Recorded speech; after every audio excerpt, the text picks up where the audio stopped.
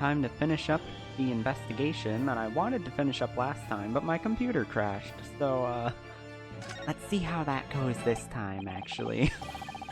I wonder, could I ask you something? Bonjour, bonjour. I'm just curious, is anything going on at the museum at the moment? Some kind of incident, perhaps? Yes, I already told you that was what's happening. Whoever suggested such a thing to you. Oh, well, it was, you know, your temporary waxwork over there who mentioned it to me a little. Oh, he's gone. He's left the country. A wax model is a work of art, not some tawdry object of trade. There you are. Leaving the exhibit again when you should be working. Do you want to be melted down? Ding! My dear Madame Tuspel, save your reprimands. There are more pressing concerns. The wax can wait. It's our ideas about your current problem we must throw into the melting pot instead. Personally, I would advise you not to involve the police. Why ever not? Turned as white as a sheet. Because you have at your disposal a great detective whose services you may employ for a mere 50 shillings. So please be aware that I prefer... No, I insist upon payment in advance.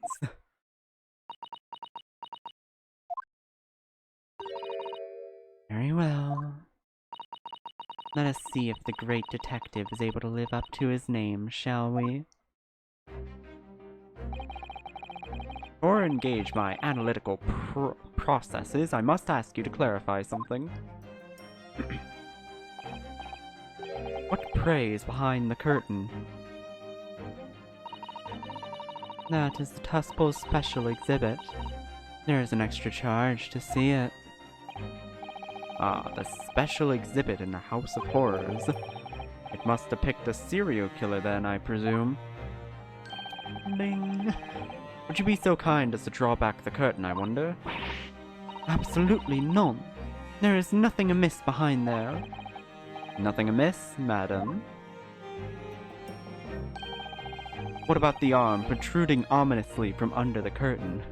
Well, clearly that's there just to, like, get people to want to see behind it, obviously.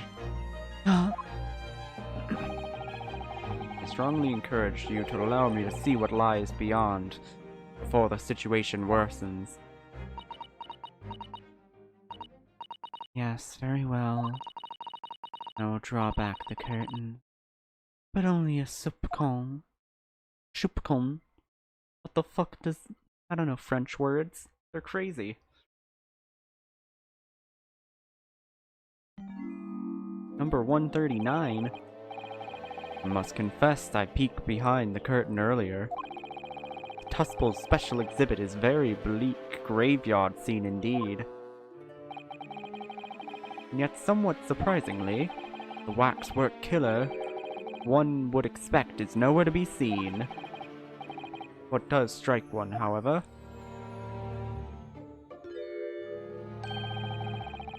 is the portly gentleman lying peacefully on his back on the floor.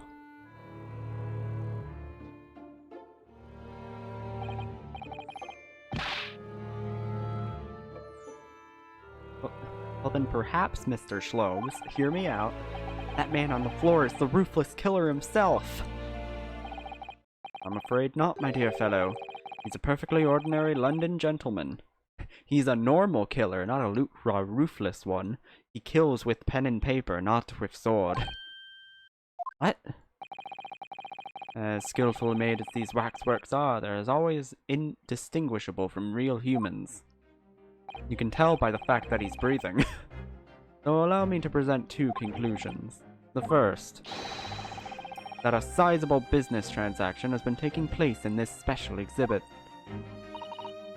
Why would you say that? And the second, is the aforementioned transaction is linked to a serious crime. How dare you? Don't make my witch upset. I love her. I don't care if she's the culprit of this case. She's gorgeous. I don't understand. So, Madame Tusples, as you've agreed to my fee, you shall now have the pleasure of seeing this famously great detective and temporary exhibit at work. The Great Deduction.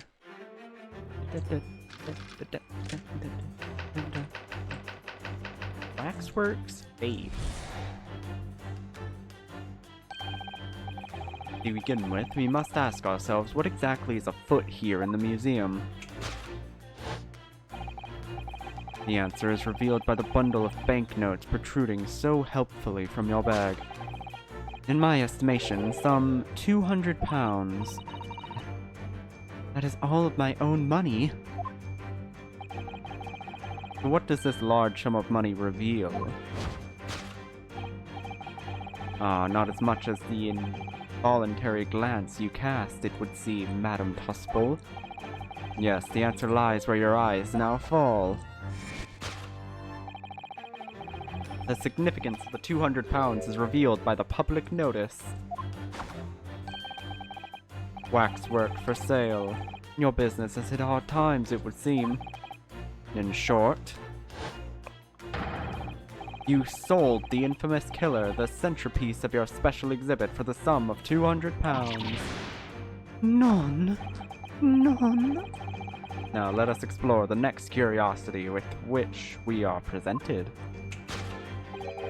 This dead guy. Who is the portly gentleman stretched out so peacefully on the floor? It would appear the man has suffered a severe shock, the cause of which is clearly known to you. Unfortunately, madame, keeping secrets does not appear to be your forte. What dealt the man with a shocking blow was, of course, the 200 pounds! He had a heart attack, seeing all that money. It would appear that you twisted this gentleman around your little finger most effectively. What are you suggesting? You rashly agreed to purchase this waxwork for the sum of 200 pounds. Only when he had the money. Only when he came to hand the money over did it occur to him what an extraordinary amount he was paying. When the money was no longer in his hands. And the result? He died of a heart attack.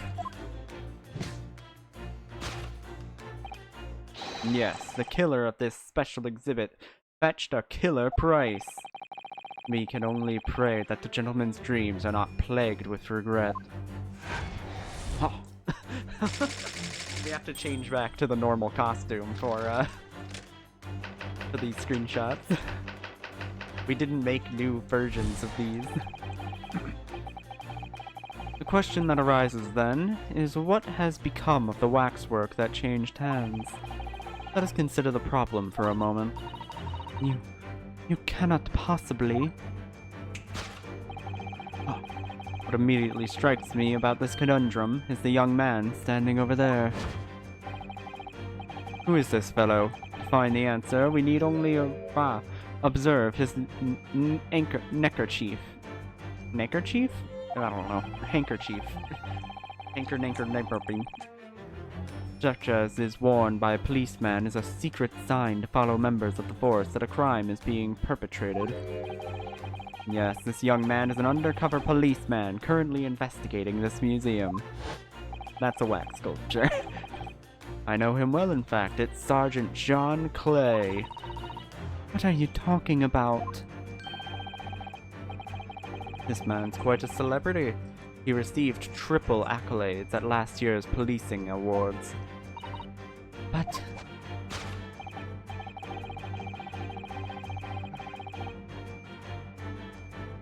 Oh, let me shake myself awake real quick. Next, we turn our attentions to the old man set behind him. before him, with a particularly unsightly visage.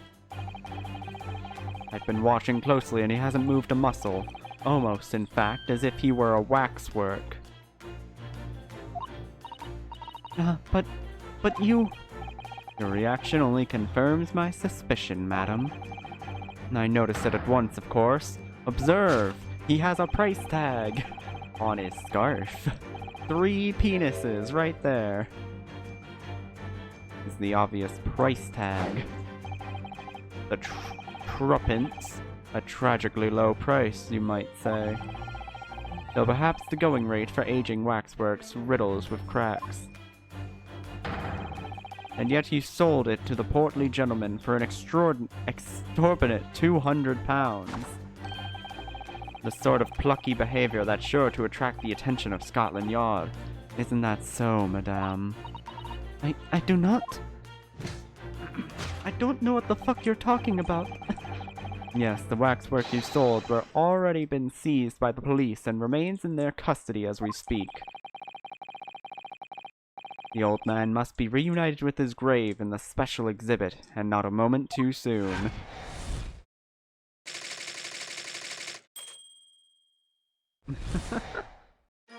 Oh, Shlomes, you're so just objectively wrong all the time. Wild. How do you normally get mysteries solved when I'm not around? Because it seems like the only way he gets anything solved is by me fucking correcting him.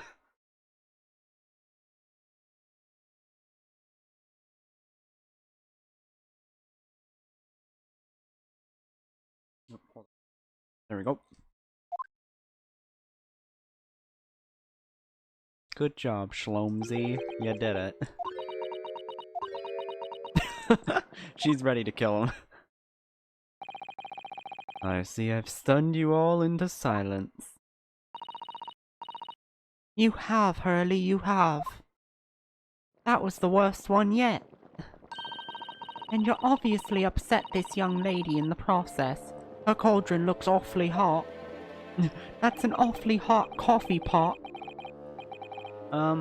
If I could just bring up one point, Mr. Shlomes. The notorious Naruhodo 1 point. I'm all ears, my dear fellow. According to your deduction, then, the special exhibit featured this old policeman. So that would mean he's the particularly ruthless murderer, wouldn't it? Yes. The killer policeman. Ottermole. Like, you can't just say the killer policeman. That doesn't narrow it down. That's like most of them. It was a mysterious series of murders that rattled the capital only last year. The police rushed to the scene every time, only to find the culprit had disappeared into the ether. And it turned out the culprit was a policeman himself, a senior officer by the name of Ottermole. So you mean that's who the sinister-looking old man there is supposed to be? Indeed. It was a particularly grim face, is it not? Unforgivable, in fact. Yes, I remember the odious counterpence only too well. But is £200 a lot of money for a wax model? It would be enough to afford one of the latest steam carriages, if that puts things in perspective. So it's quite a lot then, maybe? It didn't really narrow it down, actually. I don't know how much a wax figure costs. Is there anything else you wish to add? Before I melt you down. That bubbling wax is looking more and more ominous. The smell of all that molten wax is starting to worry me. Mr. Shlomes did more or less just accuse her to her face, so I think I might have to call on your assistance here, Iris, if that's alright. Make some minor corrections to the great detective's great deductions. Of course it's alright. We'll soon set things straight. Good, and then I can set them back to be gay again. before Madame Tusples vents her anger. Just what I was waiting to hear, my dear fellow. I was just spewing out bullshit, waiting for you to correct me. So, Madame Tusples, in accordance with our agreement, you shall now have the pleasure of seeing this famously great detective and temporary exhibit at work.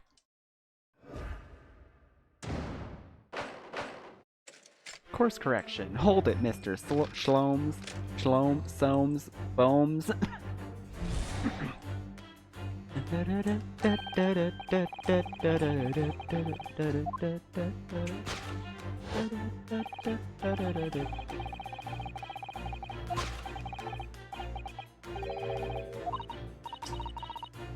Alright, let's just go through here. We gotta see what this witch is up to. I wanna know. I hope she's not the culprit, just because I like her. Although, she is the only other character we've really seen so far.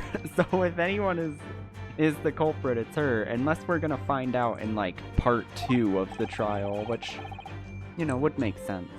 That does happen every once in a while.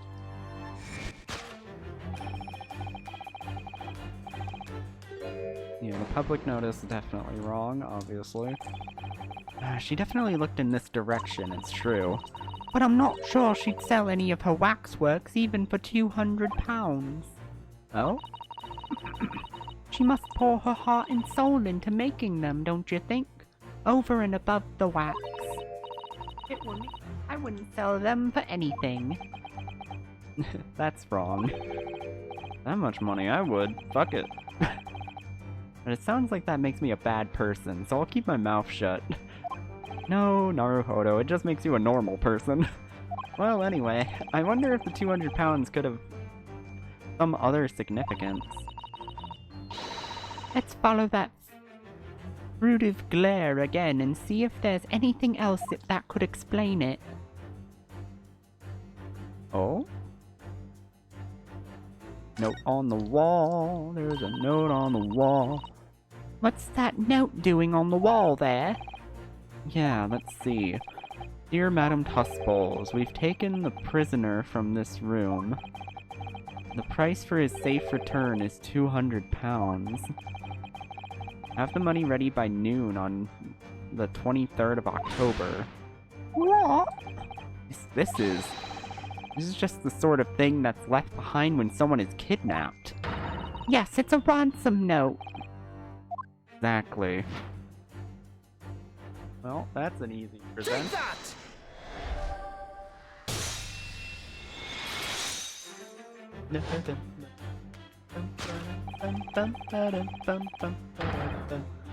The significance of the £200 is revealed by that ransom note.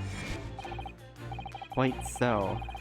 Quite so, and we must congratulate these criminals on their inventiveness, abducting a waxwork. £200 is no small ransom fee, yet you clearly intend to pay it. The model in question has significant importance, so I put together all the money I have. In summary then, the £200 you have in your handbag is ransom money. Now, let us explore the next curiosity with which we are presented.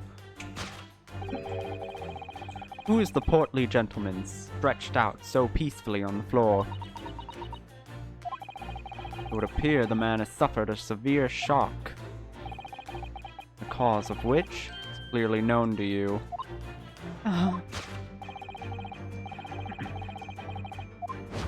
So somehow this wax sculpture is, like, extremely important, to the point of being worth £200. So if the waxwork was kidnapped, where does that leave us in terms of who this man is? We could just ask him when he comes round. I think the point of this exercise is to understand the beauty of the deduction process, Iris. Don't you bring logic to this. We're not gonna wait for him to wake up. We're gonna deduce it now. Yes, you're right. Hurley's trying so hard. We mustn't let him down. Well, there's little doubt that he suffered a shock. That much seems clear. But in that case, Madame Tuspel is trying to hide. Let's have a closer look around.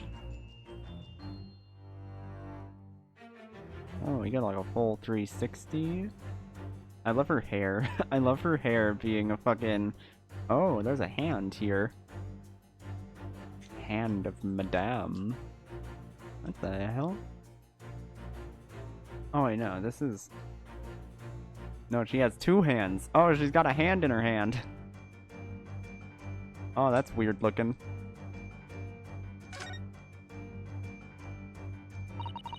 This is just Madame Tuspel's right hand, isn't it? No, it has a completely different skin tone. Yes, it must be. I can clearly see her left hand after all. Oh, but wait a minute. This is a left hand as well, look. Don't say such creepy things, Iris, please. And it seems very stiff, too. In fact, it's really hard. You mean... made of wax? Okay, so I did have to press that first. Even though it was very clearly not her hand. You can see her actual hand. It's a different skin tone. Like, it's completely different looking. Take that! Why were they confused by this? What dealt the man such a shocking blow was, of course, the waxwork hand. Indeed, with a solid waxwork limb, one could deliver a very substantial blow. How could you? The hand protruding from the bottom of your cape. It ought to be a right hand, but on closer inspection reveals that it is in fact a left hand. And somewhat masculine as well. In other words, it does not belong to you, madam. It is the hand of a waxwork model.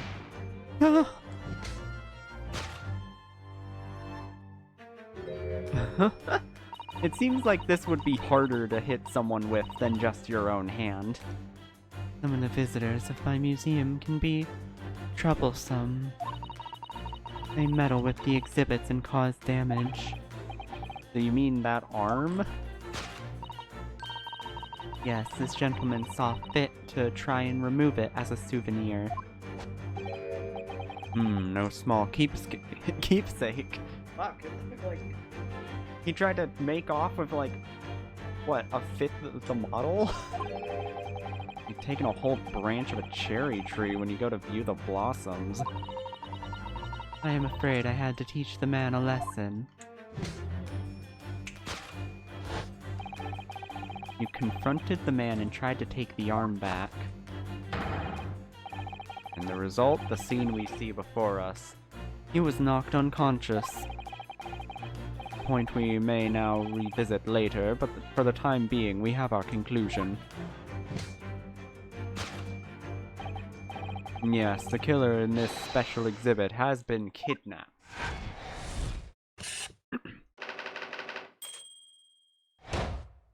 Okay, so somehow this is going to be important to the explosion that happened. Like, this is all somehow going to relate to each other in some kind of fucking MacGyver-ass, like, Rube Goldberg machine. The question that arises then is, what were you doing? Why are you here? Yeah, now we gotta present that, this guy is the wax model, and the sleeping guy is the actual person. According to Mr. Shlomes, the yellow neckerchief is a sign to other policemen that some crime is underway. A way of communicating with his colleagues without revealing his identity, yes. Except people are gonna catch on soon, so it won't be that much help. It's a secret that's closely guarded by the Scotland Yard. And Mr. Shlomes didn't hesitate to give away.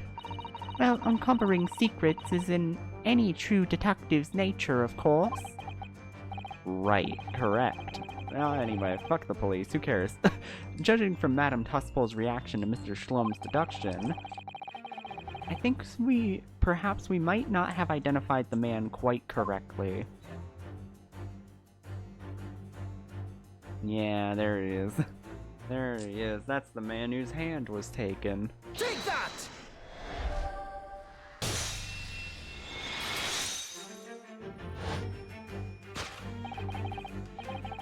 Who is this fellow? To find the answer, we need only observe his shoulder stub. No such boneless human walks this earth, not yet anyway. In other words, the man standing here, the young surgeon John Clay, is in fact defying all odds, a waxwork model. I seem to remember it was you who concluded he was a real person in the first place, Mr. Shlomes. Like, no one else thought that. That is a you problem. He has become quite a celebrity in London, being the winner of no less than 3 policing awards last year. I simply had to make a model of the man. Had to make a model of the man? Naturally, what other explanation could there be? And it was this detective's arm that was pulled off by the man on the floor in this special exhibit, was it? Next, we turn our attention to the old man set before him, with the particularly unsightly visage. I've been watching closely and he hasn't moved a muscle, almost, in fact, as if he were a waxwork. But you already know he's the real person. That's just his scarf price. Observe, his scarf is 3 pence. 3 pennies. A killer policeman called the Otter Mole, was it? Was he well known? It was all over the papers last year, but I can't say I know what he looked like. It's a very low price though, 2pence isn't much money. Only enough for a few measly hours of gas in the Garadeb. Delightful lodgings, in fact. You only get gas for a few hours, and ass for even less. You have to really pay out if you want some good ass. The waxwork that somebody stole from the museum and tried to ransom for 200 pounds. This crusty old policeman Ottermole? Really? Perhaps we should have a good look around again and see if another idea crops up.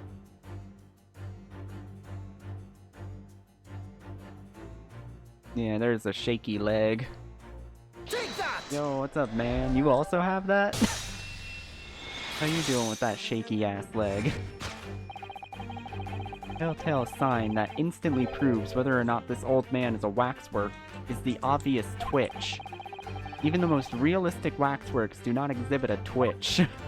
They are not on twitch.tv. I am! In other words, this splendid old man is in fact a genuine member of Scotland Yard. Slight shift in your choice of adjectives, then. And there you have it, well, Madam Tusples. Well, what? It was me who contacted the police and demanded that someone come in the first place. He's clearly fatigued. Sound asleep. This man is passed the fuck out. But then, what's this tag about showing a price of 3 pence? No doubt the price tag of the muffler, which the old Bobby purchased recently at a local market. As I presume you've observed the scar tightly around his arm. Does that not strike you, Mr. Naruhodo? Yeah, the secret sign used by detectives to show that some criminal activity is currently underway. Of course, because, as you know, there's just been criminal activity happening here. As you deduced from the very beginning, Detective. So it would seem that we finally arrived at the truth. You could have just told us all this. This could have been an email. The waxwork of the especially ruthless killer from the special exhibit has been kidnapped. And Scotland Yard are already investigating. That model's whereabouts remain a mystery. Thus concludes Herlock Sholmes' great construction of this horrifying puzzle. Wasn't that scary, dog? It's just the wax figure got stolen. Not that big a deal.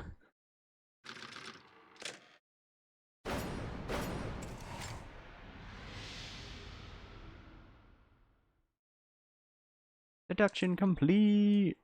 Let's fucking go! All sorts of people visit my museum here. Men and women, young and old. Sometimes they drop in just for a short time on their way back from the pub. I welcome them all.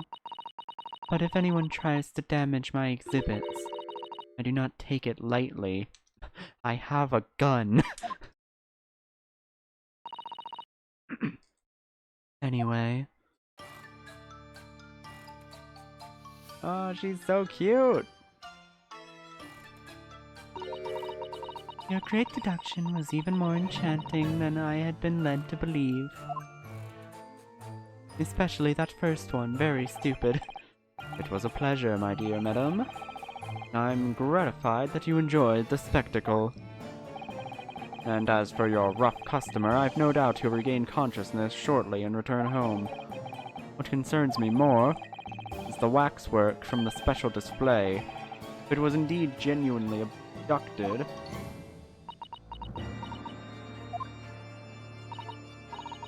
yes, tragically it was. I would ask you to recount to us the events surrounding the stolen waxwork. Oh, whoa! Ruko TV.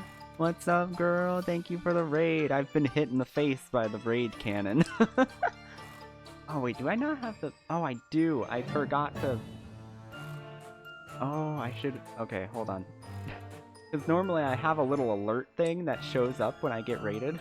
But I accidentally put the gif of the police officer getting choked to death over it in the layout.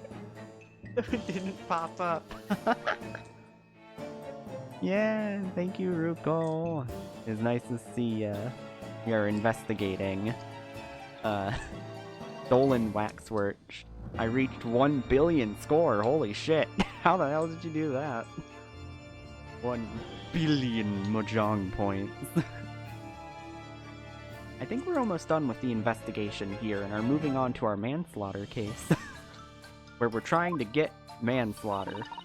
I'm not going for not guilty. Too much work. The manslaughter charge, very easy to pull off. Very well. But after I have told you what I know, I must insist that you return to your work. Also, banger character design. We got a witch here.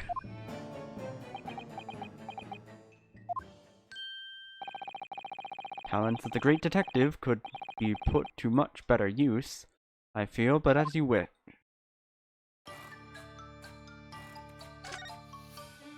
Alright, stolen waxwork. How you doing there? Tell us more about the stolen waxwork, please. Could you tell us literally anything about it?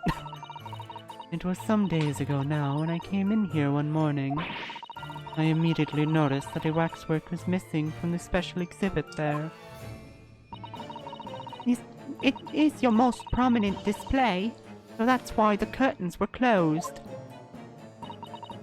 And I found the ransom note in its place. The culprit must have broken in during the night and taken it then. Yeah, no shit. Like, she just been really pissy about it. So this waxwork was stolen. It was a model of some horrible criminal, I suppose. A particularly horrible criminal, in fact. The killer who left a most profound scar on society than any other, I would say. The Professor. The Professor, the one and only. Not a name I've heard of. So, Mr. Naruhodo, it seems the circle is complete. Sorry?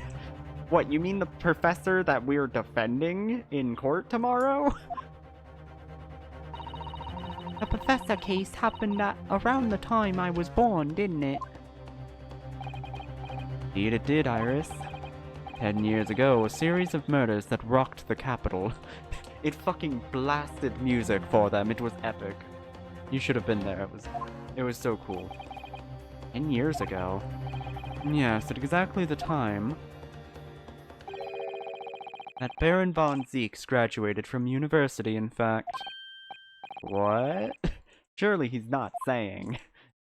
It's all connected.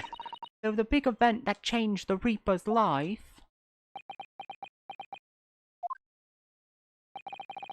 As you've surmised, it was the professor case.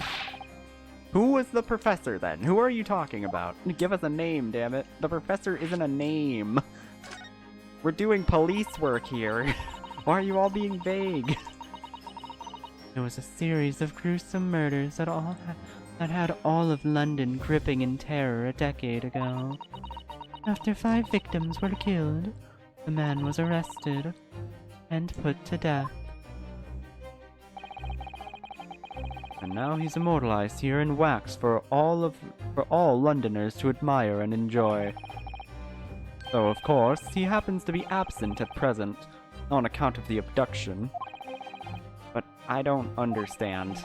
How is all this related to Lord Van Zeeks? Why are you vague posting about him again? You must first understand, my dear fellow, why is it that the professor earned such infamy? It was due to the victims he chose, some of Whitehall's finest. What do you mean, Hurley? Those murdered by the professor were some of the highest members of the British aristocracy. So he was based, is what you're telling me. Members of the nobility, even royalty, and sent shockwaves through the country's administration. Well, I mean, at least he only killed guilty people. He didn't kill anyone innocent. Oh, wait, of course. What Professor Harebrained said.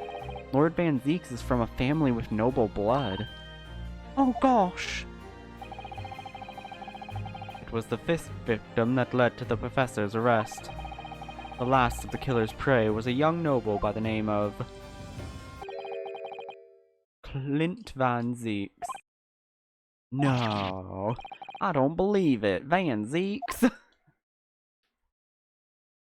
No, the thing you were alluding to this whole time? That's crazy. I'm sure you can piece together the rest for yourself.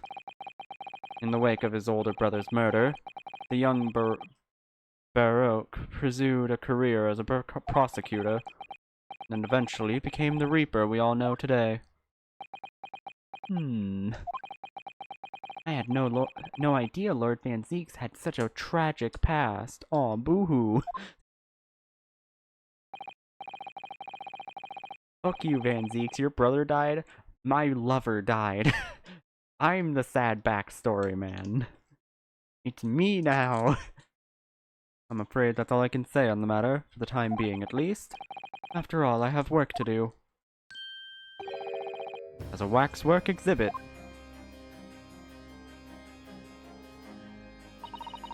I'm afraid I shall have to excuse myself as well. Oh, yes, of course. It's been a pleasure, thank you.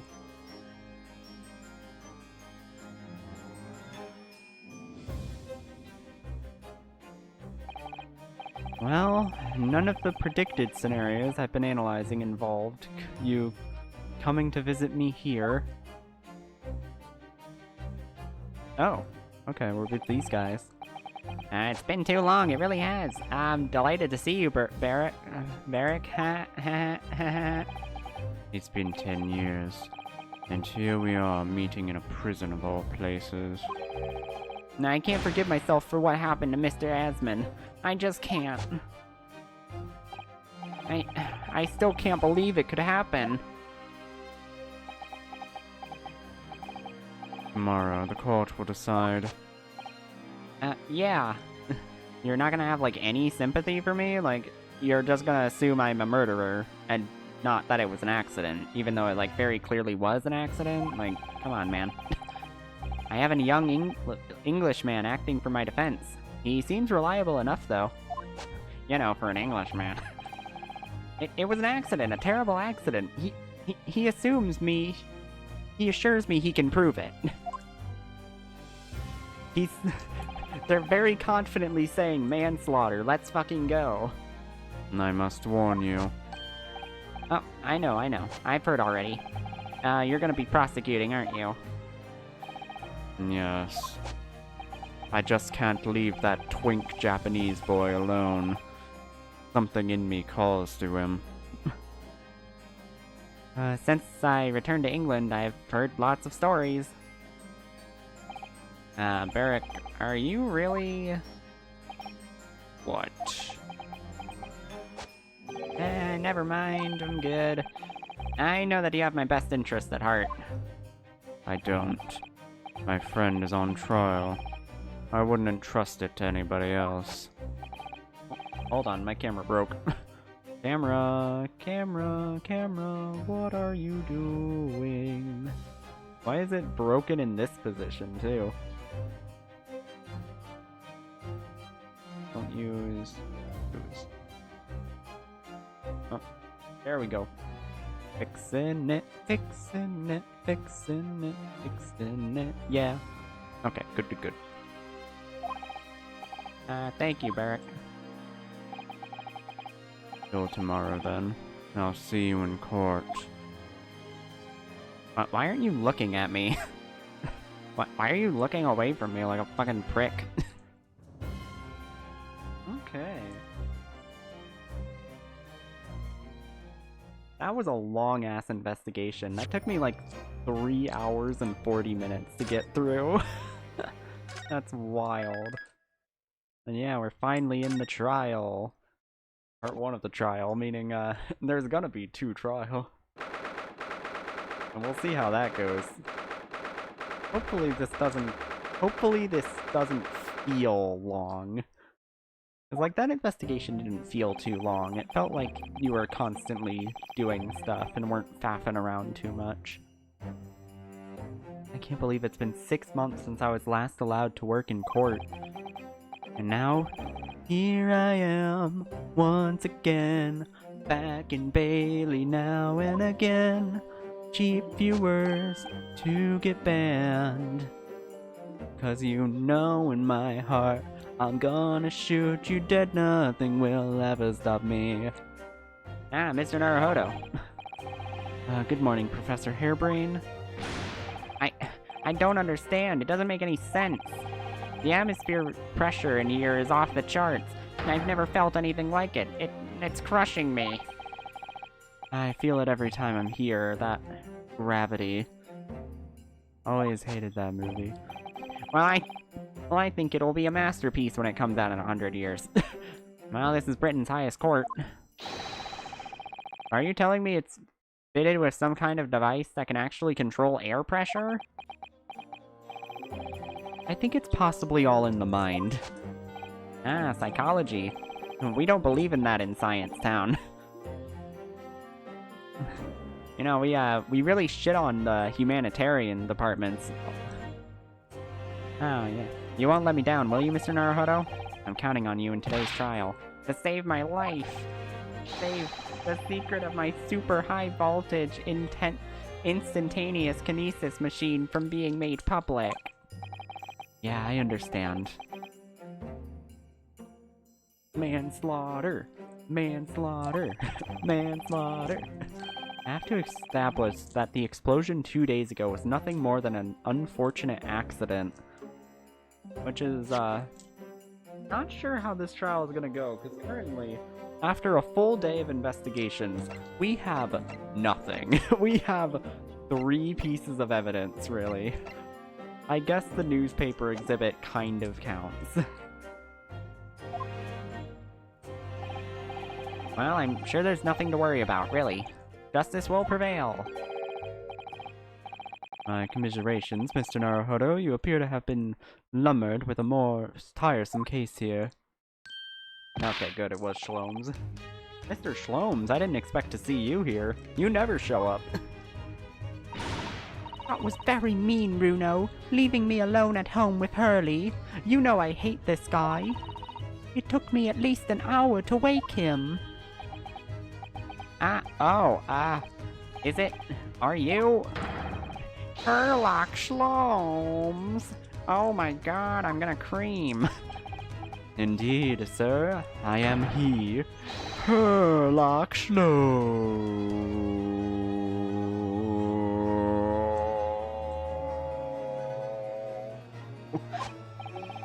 Oh, I've heard all about your exploits, even whilst living in Germany. Oh yeah, that's only like 2 countries away. The distance between Britain and Germany is shorter than the distance between most states. Ah, yes, Rancid magazine is on sale in Germany too. This month's installment was sublime. Your deduction in The Adventure of Silver Blaze was wonderful. I love those two Sonic characters. They're some of my favorite. Ah, yes, I could tell by looking at you that you'd be a fan of Sonic. Yes, a memorable case indeed. It concerned a snake, I seem to recall. Nope. No, that was the Speckled Band. Well, thank you for coming. Oh, well, thank you for coming. I do appreciate your support, even if you won't really be helpful. I'm sorry to disappoint you, my dear fellow, but I'm afraid I can't stay. Oh. I have urgent business at Madame Tuspel's. You mean your waxwork job? No, the waxwork abduction, of course. Madame has engaged my services. Ah, so you're trying to get to the bottom of that ransom note, are you?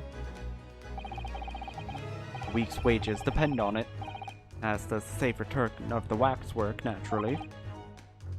As such, I intend to give it my undivided attention. Oh, well, never mind then, I understand. Don't worry, I'm not gonna miss you in court. Of course, with my skills of observation and reasoning, resolving the murder will be as easy as proverbial pie. I shall return forthwith.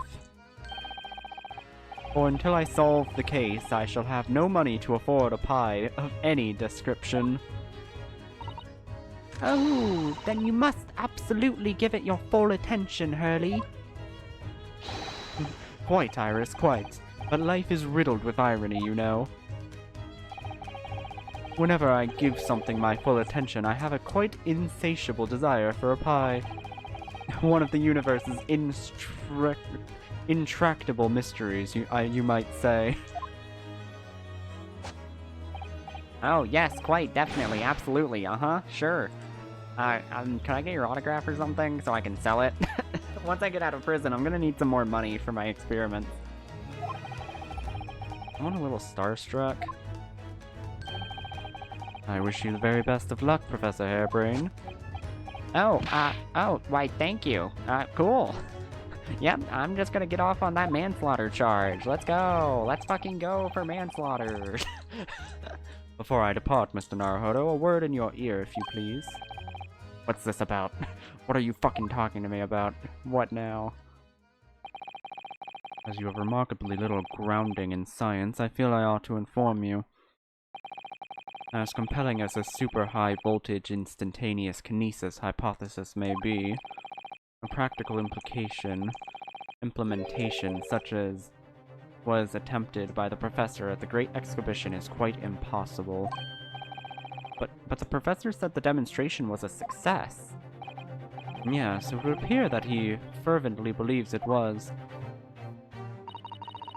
I've read Professor Bunnybrain's paper about it too, Runo, and I have to say, this man's a fucking quack. I'm sure it can't be done. It could barely be done theoretically, let alone practically. So he's completely barking up the wrong tree?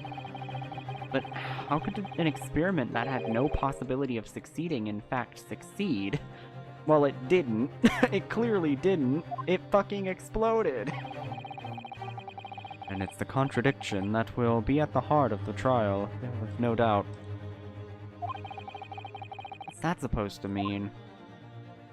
Well, clearly the body got, like, shot over to the window. Now I must hurry along. I wish you the best of luck, my dear fellow. See you later, Hurley. I bid you farewell. With my funny little cat mask. It looks like you're on your own today, Runo, but chin up, you can do it. Oh, what about you, Iris? Oh, I have better shit to do than talk with you. Oh no, I'm afraid I can't help. I'm a 10-year-old child. I have something I need to do. I see. It's gonna be a big surprise for you when you find out what it is. Ah, that sounds ominous. Counsel for the defense and the defendant. Court is about to be in session. Please get in here. Please, for the love of God. So we don't actually have an assistant this time around. That's new. That doesn't normally happen in Ace Attorney. You always have your little buddy. And a scientist who's convinced that he did it. That's the riddle you have to unlock here, Ryunosuke. That's the key to this case. Key is that the body got, like, blown over to a different area. That seems like the logical conclusion to come to. 9:10. Started a little early today. Name of Her Majesty the Queen, I hereby declare this court to be in session. We are sitting today for the public trial of Professor Albert Harebrain. This isn't a reference to any historical figure at all. Ah, see ya, this! Thank you for hitting me with the fucking... Oh wait, that's still not visible. There we go, now it's visible. Bleh. Blah. Welcome, we've just started the trial. There we go. I'll put the notification next to the friend getting hanged. And by friend, I mean cop, which is the opposite of friend. The prosecution is ready. I have headaches. That's so valid. Like, God, I feel that. I had an awful headache yesterday. Like, it was killing me bad. To the point where I had to sleep early, and, like, I couldn't sleep because the headache was too intense. It was awful. The defense is ready, my lord.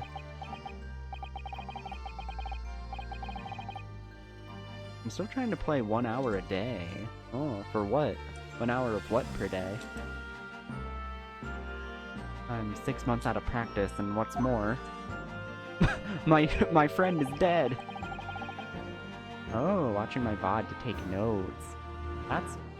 That's a good idea, actually. I sometimes do that myself, but mainly for, like, audio purposes, to see if my audio is coming through correctly, if there are ways for me to fix the compression and shit, to make it so I sound better. Because that's, like, one of my main problems with, streaming, is that I always feel like I have the mic settings wrong. And I don't know how to make them right. Ugh. Is it just my imagination, or does the air in here feel even more oppressive than usual? The air in here feels even more British than normal. Oh god. Oh. I must say, I recollect the victim of this case all too well, Mr. Odd-Ass Man. He went by the streamer name of Asmongold, I remember. He got sentenced to jail for being a fucking loser. It was life in prison until he broke out. Mr. Asman was well known as a financer, and that was merely a front for his diverse criminal activities. It was only a month ago that the man appeared in court, prosecuted by you, Lord Van Zeeks. The jury unanimously found him not guilty, because every member of the jury had been bribed by the sound of it. These powerful London criminals are prepared to go to extreme lengths to keep their freedom. This isn't even the most of their lengths. Just wait until they change the laws so that they're technically not breaking the law. But 2 days ago, on October 21st, Mr. Asman met his end. The work of the Reaper, was it? No. If that is how your lordship would describe divine retribution. But the fact that Mr. Asman's death was a direct result of the actions of the accused, Professor Harebrain. Very well then. Now, ladies and gentlemen of the jury, you have been selected at random to represent the will of the people. Hold on, I'll be back in a sec. I need to check something.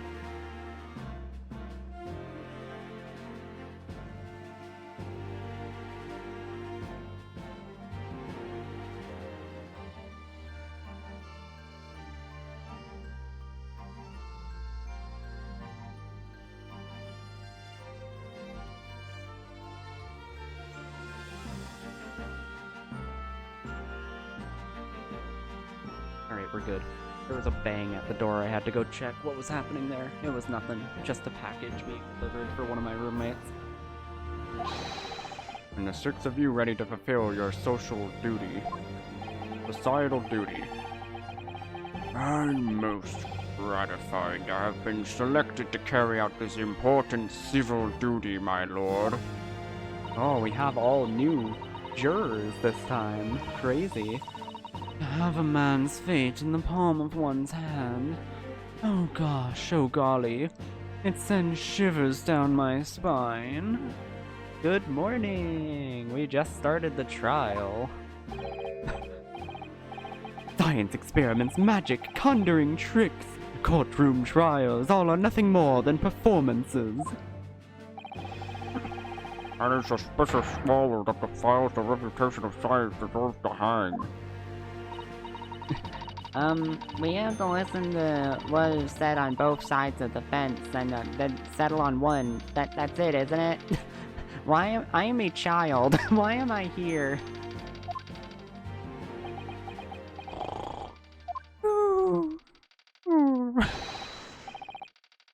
Wasn't like this in my day. It wasn't like this at all.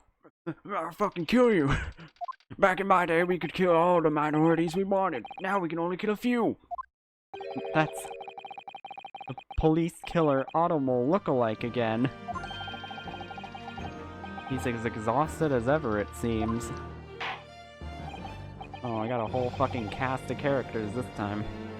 I'm sure you are all aware.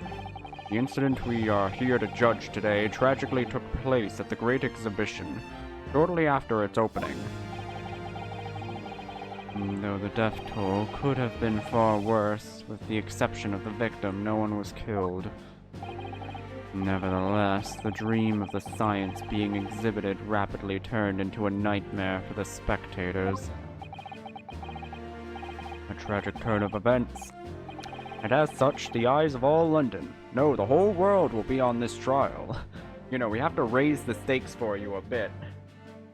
Are you really just gunning for manslaughter, Naruto? Naruto has like a sign and is slamming his hands on the table like, manslaughter, manslaughter, manslaughter, let's fucking go. Our duty to reach a swift and just conclusion, I feel. So, your opening statement, please, Lord Van Zeeks. At the heart of this incident is technology never before demonstrated anywhere in the world. One of science's latest developments, I take it. The government is keen to capitalize on the Great Exhibition to improve Britain's technological advantage. They want to be above the pores, as always. The technology being demonstrated by the accused was described as super high voltage instantaneous kinesis. Good lord. That's a lot of words. It's designed to disassemble human subjects using extremely high voltage electricity. Now, how that works, it doesn't. However, somehow we decided to test this on a human and not like an apple or something. Because we're very smart.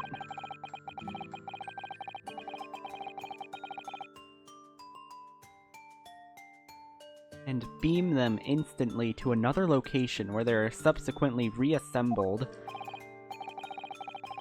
There's such a thing even within the realms of possibility.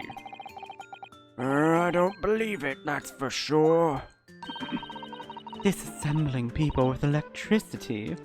My goodness, how shocking. She like winks at the camera. The whole idea is absurd. The publicist will never stand up to scrutiny. This is actually Winston Churchill. Oh,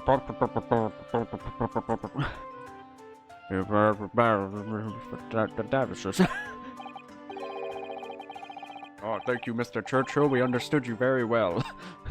I believe you are a fellow of the Royal Society, are you not? An expert in your field. I am, and what word of the matter could be considered final. Instantaneous technesis is poppycock. So this expert and Mr. Shlomes are in agreement. It's impossible. What is the prosecution's view on the matter? Prosecution would assert that the accused instantaneous kinesis demonstration was a success. What?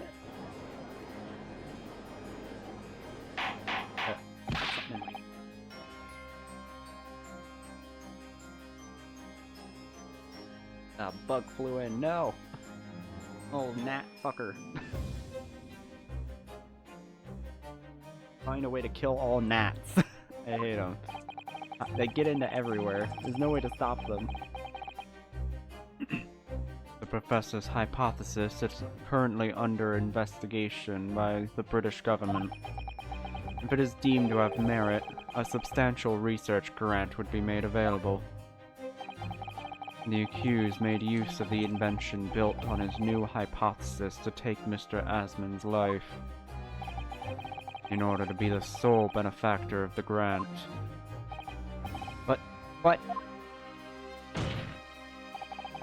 This disastrous demonstration was no accident. It was carefully designed from the outset to end the life of the victim. I feel like that's a stretch. Like, even for you, Van Zeeks, that one feels dumb. Like, I feel like he's gonna get significantly less money with it blowing up than he would from just splitting it with the investor guy. Like, you know what I mean? This plan seems inherently stupid, if that was what he was going for. You will now bring forth witnesses to substantiate your claims. Substantiate. Gladly, my lord. Off with the cape immediately. Instantly. You're the final witness to the stand.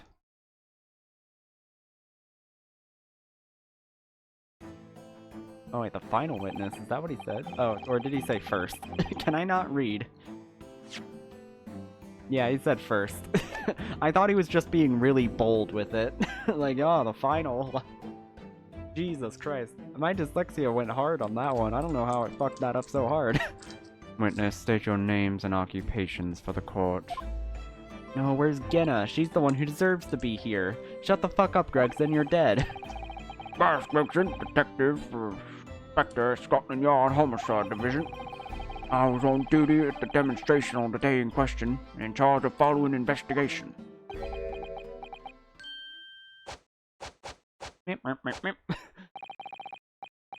Albert Hairbrain. Scientist? I don't have any better... You can tell I'm a quack because I don't actually have any specific science I pursued. Just science in general. You know, all science.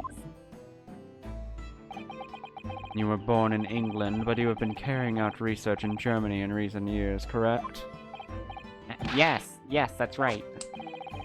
After graduating from university here in Britain, I went to work in Germany and made an amazing discovery, which is what brought me back. I had to demonstrate my incredible hypothesis to the Great Exhibition. What you demonstrated was incredible, right? The incredible explosion. But the science was a success. The instantaneous kinesis worked. Everyone saw it. They must have done. Yes, there was a terrible accident, but the demonstration of my hypothesis was a success. Well, that much is undeniable, as shown in a photograph taken by the forensics investigation team. It was taken inside the Crystal Tower. This was taken inside the Crystal Tower, I take it? The centerpiece of the exhibition, no less. That's right, my lord. Sees the victim ram straight into it. I see. Very well, submit the photograph as evidence. The photograph of the victim has been entered into the court record. Yay! As the court heard, the victim of the incident was Mr. Old-Ass Man. Odd-ass man. That man was weird as fuck, yo. Alright, what can we get from looking at this? So, he doesn't look like he suffered from an explosion. It looks like he was stabbed.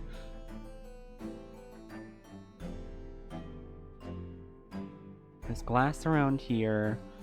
Yeah, so this doesn't look like he died from the explosion at all. Or maybe he was shot with the crossbow.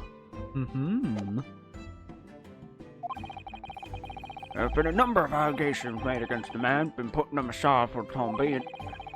He was the man who financed the research for the experiment and the demonstration himself. I see.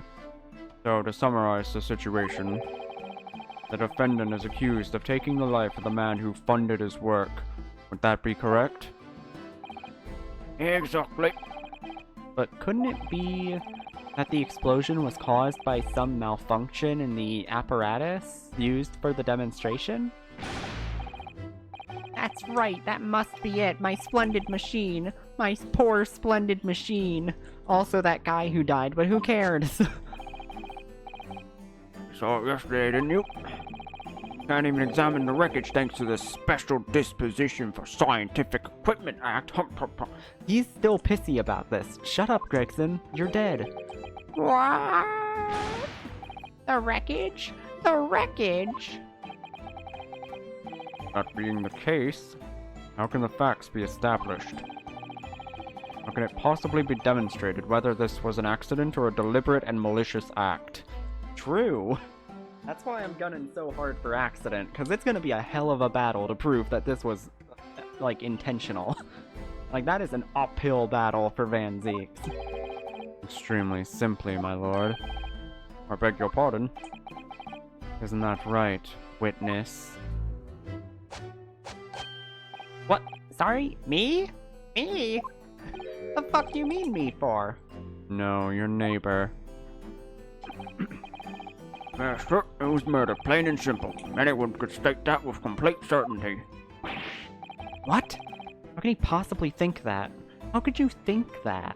You're wrong. You're big stinky. Thank you, Inspector. I think we had better proceed to formal testimony.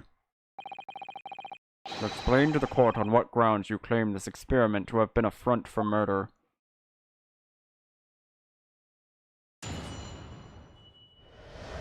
Witness testimony, coming to get the court read.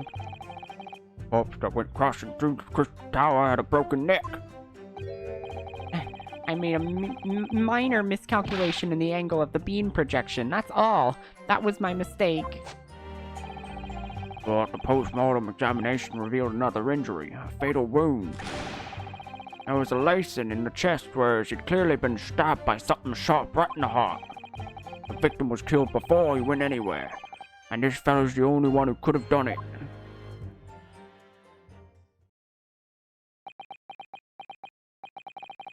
An extraordinary business. In addition to suffering a broken neck, the victim was stabbed in the heart. Information I would really like to have heard from someone other than the judge. I really would have liked to know this beforehand, but y'all are fucking assholes. The coroner says death would have been all but instant from a wound like that. You could say, in fact, that the victim was killed twice by the accused. Oh yeah, it probably is fucking awful. How hot is it where I am? Almost 90 degrees, like 27 Celsius. So, like, yeah, it's getting real bad weather. Don't take your nap. You probably need it. I believe you. This weather's been awful lately. I don't know what it's like where you are, but yeah.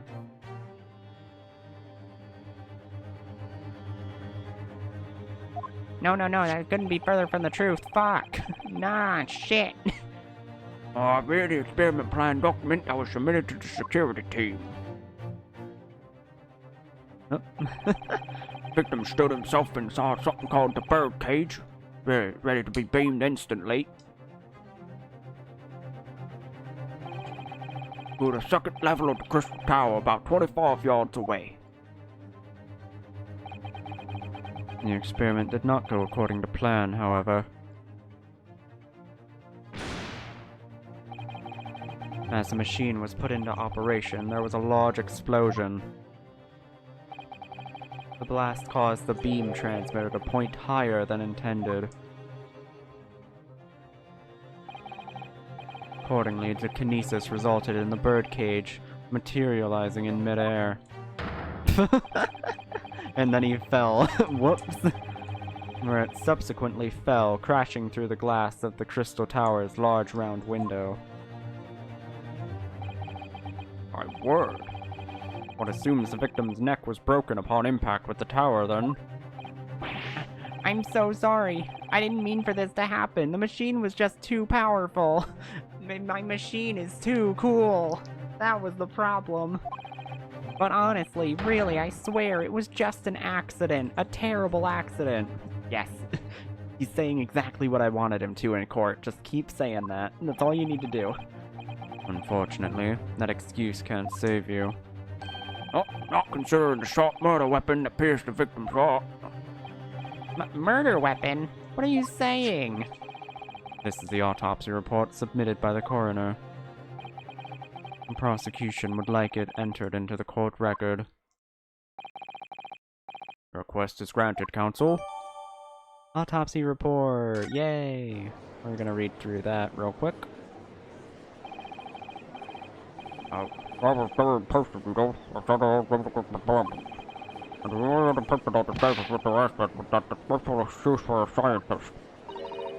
Then really, by all accounts, it must have been him. I have to think otherwise, really. Well, what about if once we introduce the crossbow into the equation? I'm gonna be introducing this crossbow into the equation so goddamn fast. Oh, yes, my lord. Need to focus here. Been a while. Been a while. For a long time. It's been a while. A front for murder. Alright. Let me... This. Nationality. British. Disgusting. Hemorrhage of a wound to the chest that pierced the heart, inflicted by a sharp implement. Additional observations: a broken vertebrae most likely resulted from impact after a sudden fall from considerable height. Yep. My explosion theory still makes sense of him just getting... Like, he wasn't transported, he was just blown over to another location. By a bomb. This is a bomb factory. We make bombs.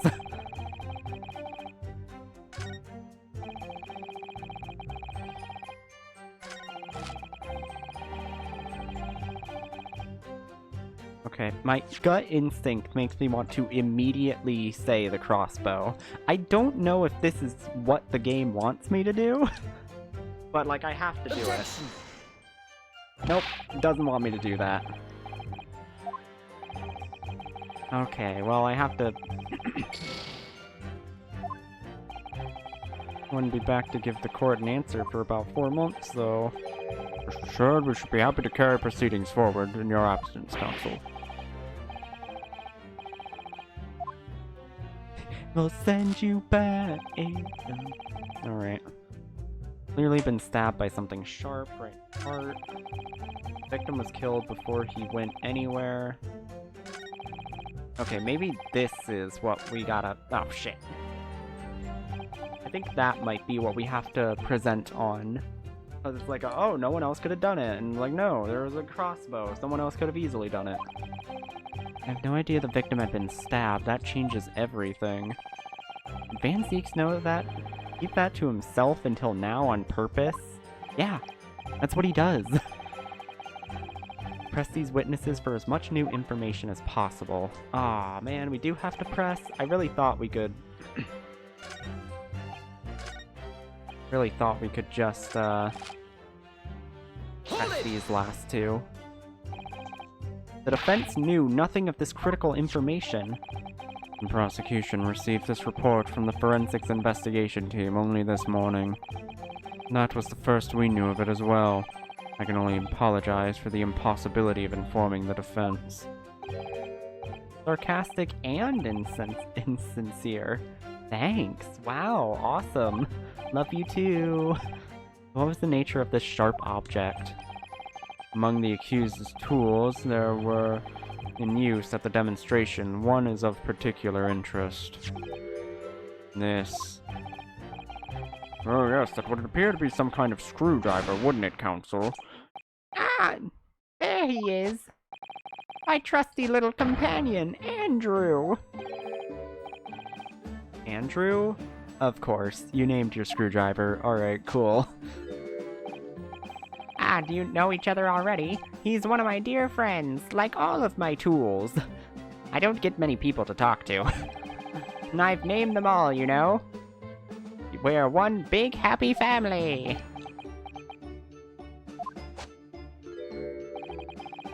Andrew is my flathead screwdriver, of course. His brother Michael is a crosshead.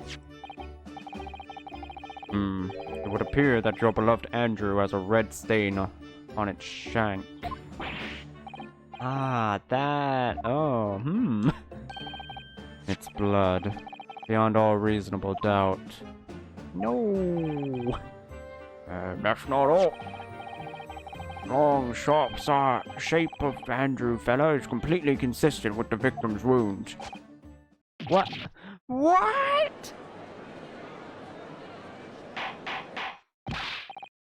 Order, order! Court will enter this friend of the defendant as evidence. Alright, cool. We'll need that.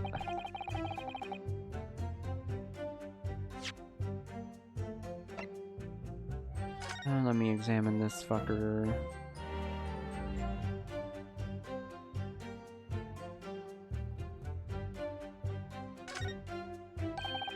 This is blood. Mr. Asmon's, no doubt.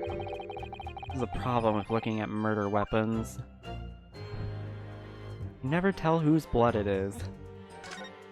What a weird-ass shape. I've seen this unusual shaped handle before. The same screwdriver that was lodged in the grill on the floor of the kinesis machine. Which could be important information, so I should definitely make a note of it. Okay, good. Remains and that was found poking through the grill. Okay. Okay, so that's important information for later. That's why you gotta examine all these, or else you won't have the proper shit unlocked.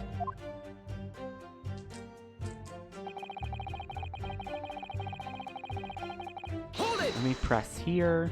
We might have to go into, like, a jury segment before we can even bring up the crossbow as a possibility. Because I feel like this is going to be a thing where we press them all, and then it's like, well, that's the end of the testimony, even though you have shit you could say. What grounds do you have for saying that? Oh, you need to ask. There are only two people in the public experimentation stand in front of the whole crowd. The victim, Mr. Odd-As-Man, and the accused, Professor Hairbrain. And we know for certain that before the experiment, the victim was alive.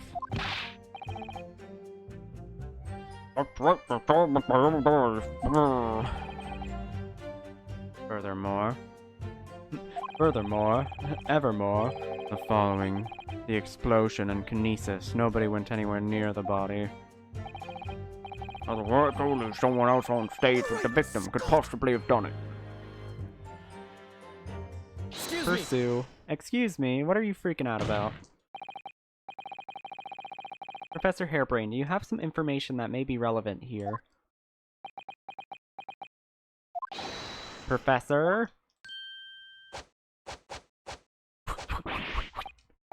Ah, sorry. I was just calculating the optimal coefficient of electrolysis to separate molecules in the human body. The witness stand is the best place for that? It seems as though you might have something to say about Inspector Gregson's last remark. Yes, that's right, of course. He just said that nobody else could have done it, didn't he? Yeah, that's right. Who else could have stopped the victim, eh? Hey? I don't know, but There's no way that I could possibly have stabbed Mr. Asman as you say. Explain, please, Professor. Please actually say what you're thinking.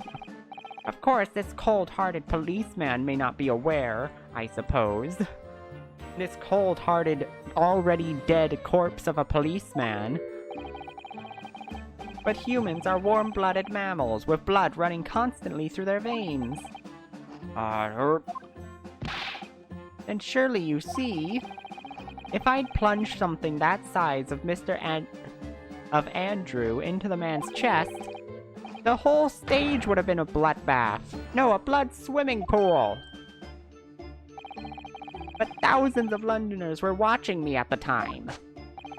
Do you really think no one saw me stab him? Yet not one of them claims to have seen a swimming pool of blood. No, I suppose not. You see? Not one. True. I didn't see anything like that. Well done, Professor. That was a great counter-argument. That should be what I'm doing.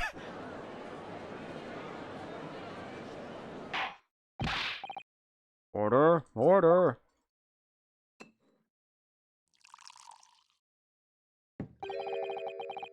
Pray forgive the discourtesy if I savor a drop of my hollowed chalice to accompany my old friends abducting.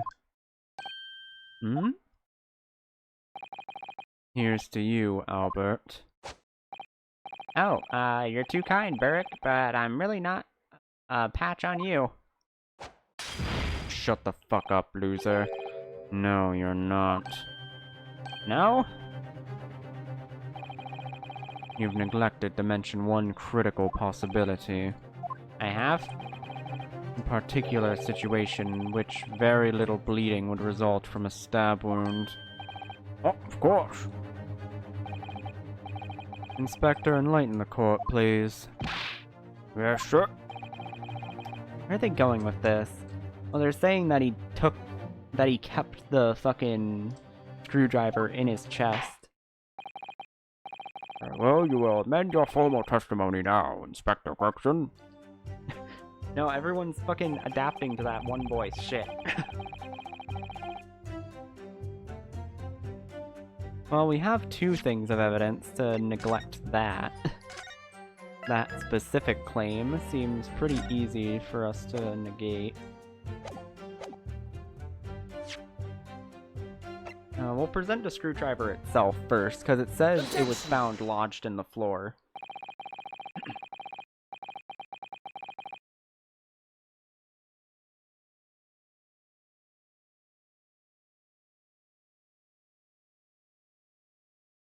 You say that while the weapon remains in the body, there's very little bleeding. Is that unequivocal? Look, there was no blood on the experiment stage, even though there were when the fellow was stabbed. The only explanation for that is the screwdriver was still in his body, stopping any heavy bleeding. It's common medical knowledge, my learned friend. Even on your side of the world. Alright, dude, die. Yes, but about this screwdriver. The thing is, we actually saw it at the stage ourselves. On the experimentation stage. What? It was on the floor by the wreckage of the machine, poking through a metal grill. I went to pick it up, but the detective here stopped me. Isn't that right, Inspector Gregson? Oh, well, now you come to mention it, yep. Oh, shit. Inspector, we are to understand that you permitted the defense counsel to investigate. That you controversed the special contravend the Special Disposition for Scientific Equipment Act. Yeah, no, not at all. I wouldn't do that. I just let him look, nothing more. It was very clear he wasn't to touch a thing. Yes, that's true. The screwdriver was in plain sight on the stage. But it shouldn't have been, should it? What are you getting at? If this tool had still been in the victim's body when the victim was beamed away by the machine, then it shouldn't have been on the stage. Oh, And that's right, it should have been beamed across to the Crystal Tower along with Mr. Assman. And have been found still lodged in the victim's chest. oh. Order, order, how do you explain this, Inspector? Oh, well, I don't, Van Zeeks, fucking carry me. I need carried. Give me uppies, Van Zeeks. Give me uppies. It looks as though everything that the victim had on his person moved with him when he was beamed. If the screwdriver was still in his chest while the instantaneous kinesis occurred, obviously that should have been beamed to the destination as well. You rot. This is a strange situation. Even though people are saying that this kinesis is a scientific impossibility, we're still basing arguments on the assumption that it did actually take place. Alright, time to tighten the screws here. My lord, if the prosecution is unable to explain this inconsistency in its argument, we can only conclude that the testimony given in support cannot be relied upon. I'm going to fucking slaughter you. Lord Van Zeeks is stumped. Hold it! What the fuck are you doing? I told you to shut the fuck up and only say it was an accident. You motherfucker, don't do anything stupid. You have something to say, witness? Yes, I knew it! It bears out. The equations hold. Mr. Naruhodo, don't worry!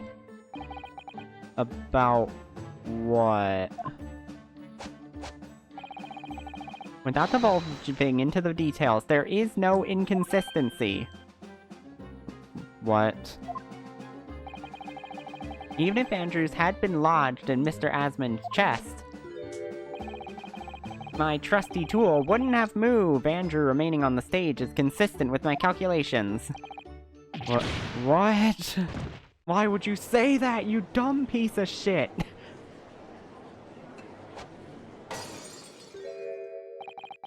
It would seem your illusions have been shattered. Clearly, we should hear the accused explanation. Or should I say, this brilliant scientist's explanation. Oh, you're just sucking up now because you were fucked. You knew you were fucked. Yes, when I found an inconsistency in the prosecution's argument. Scientists. They never know when to shut the fuck up. Very well, the defendant will testify again. Provide us with the scientific explanation as to why the inconsistency asserted by the defense fails to hold. In the name of Apollo, I will, my lord. I will get myself arrested for murder. That's my favorite thing to do. To be clear, I'm still at the stage of gathering data in my research. My hypothesis states that kinesis cannot transport metal, though. Hence, the metal weapon would have stayed put. What the fuck? Okay. In other words, the point just raised by Mr. Naruhodo isn't an inconsistency at all. What the fuck do you mean by can't transport metal? Okay, hold on. Now the science... Like, I'm not that much of a science nerd, but, like, the human body has metal in it. Like, what do you mean by metal? Just any type of metal? Like, be more specific than that. Like, he probably has metal things on him. Like, okay, that's wood. He has to have some, like, is there no... I guess maybe that's plastic or some other type of material, like rock, glass. Like, okay, it doesn't look like he has metal anywhere on his person, but the human body still has metal in it. How would you transport a human body without being able to transport metal?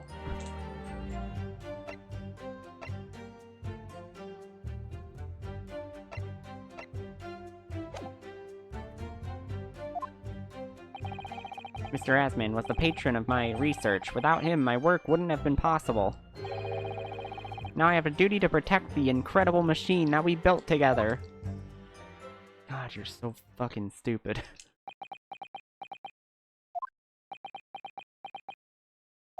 I love when the defendant digs a bigger hole for themselves. So the thrust of your testimony, Professor, is that based upon his hypothesis, metal objects cannot be moved by his method of instantaneous kinesis. Hold on then, like what about...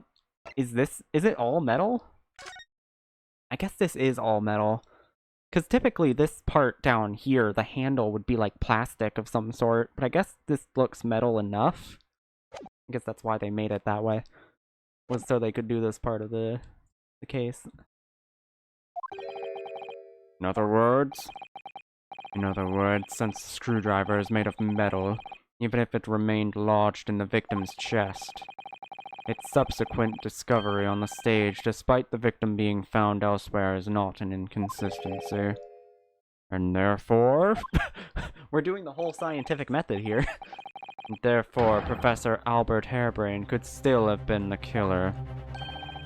My great hypothesis holds, you see?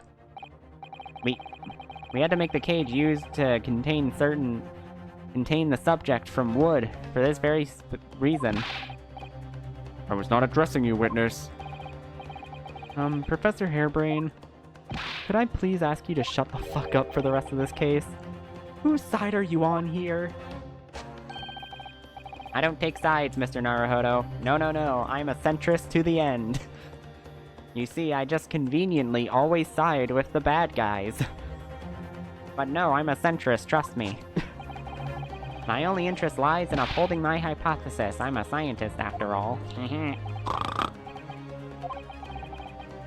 You working for us or against us? It's very hard to tell. Let's see how you cross-examination this testimony, my Nipponese friend. Yes, fire away, Mr. Naruhodo. Like, what do I have to debate here?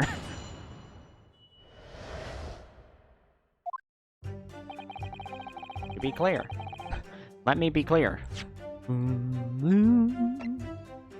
Okay, this isn't coming up yet. This isn't coming up yet. It doesn't look like he has anything metal on him. Is there anything in here? Into the wound on the chest, pierce the heart. Vertebrae. No, nothing there.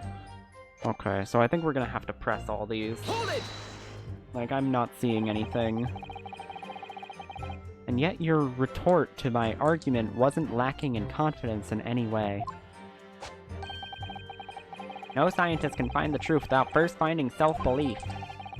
Those were the words of a certain scientist I hold to a very high esteem. But you realize that disproving my argument puts you in a very precarious position, don't you? No scientist should strive to protect himself more than strives to protect the truth. More words of the same great scientist, you know. Who the fuck am I referencing? Words that are causing me a lot of trouble. Who is this scientist? I'm afraid I couldn't tell you, Mr. Naruhodo. You see, the copyright agents wouldn't let me. But as soon as I remember the magnificent genius's name, you'll be the first to know. It might be worth keeping the names of your idols to mind. You're wasting your breath, my learned friend. This scatterbrain even forgets my name at times. The Lord Van Zieks really did have a friend once. Wow, but I didn't notice hell freezing over. Damn. Fuck, how did I miss that? It's gonna be such a fun time. Okay, let's press them all. Just press them all until we get something out of this. Your hypothesis states it? So this isn't proven then.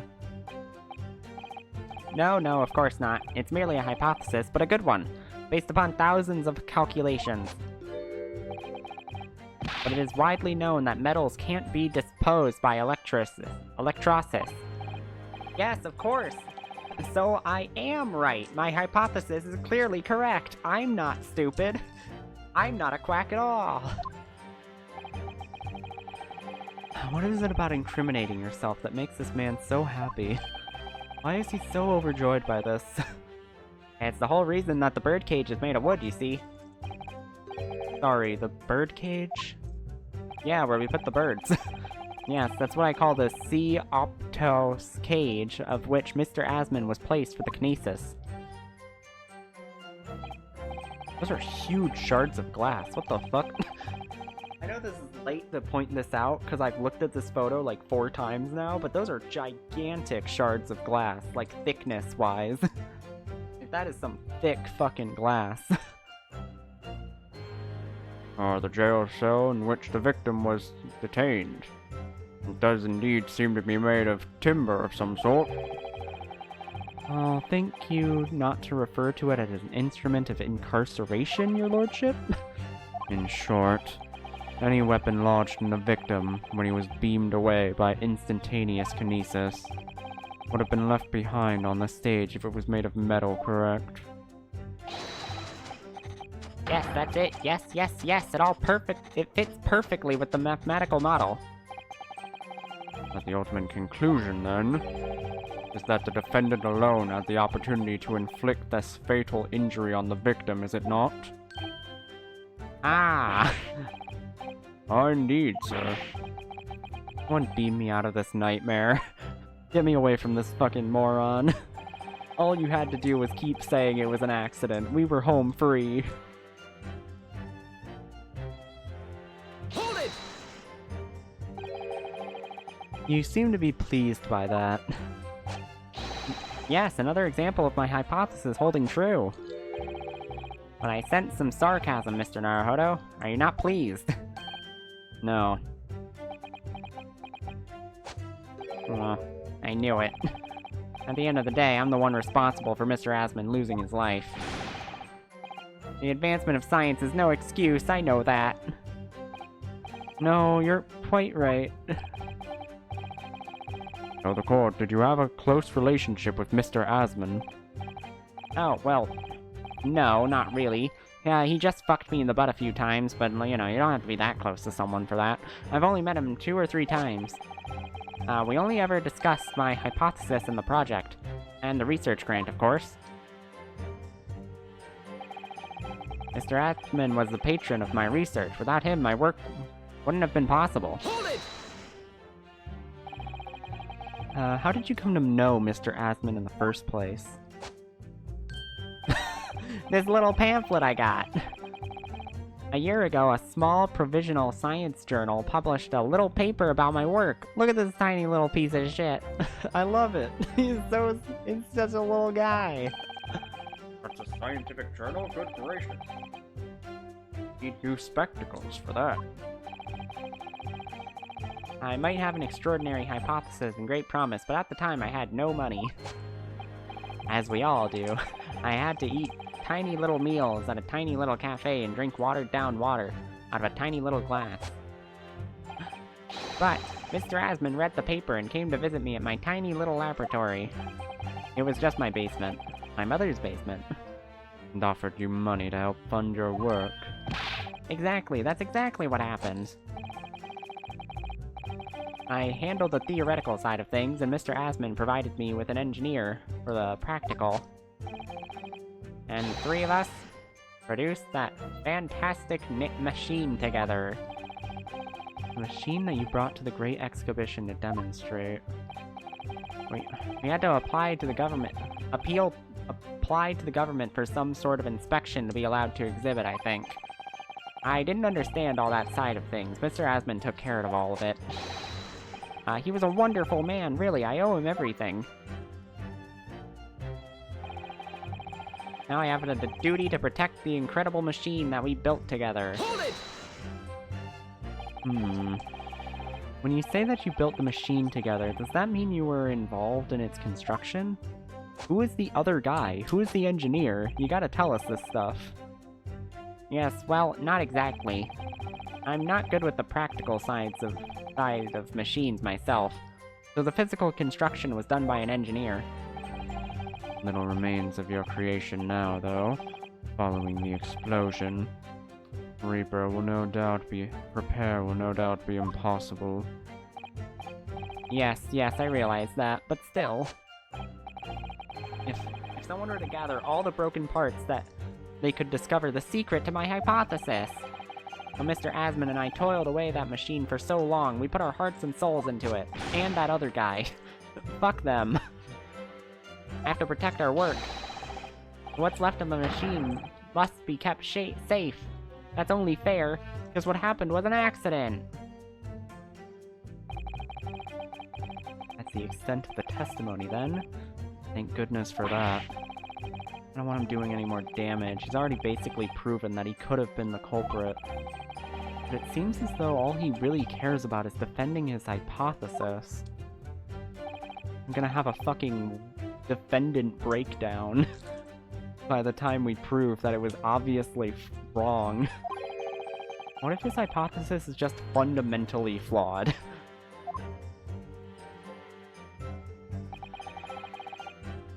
Oh shit, that's all we get? Okay, there's something here that I'm not seeing.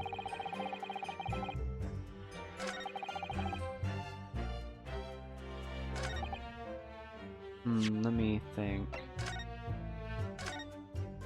Fundamentally flawed right in here. Fundamentally flawed. Until you're queer once again. I am going to die again.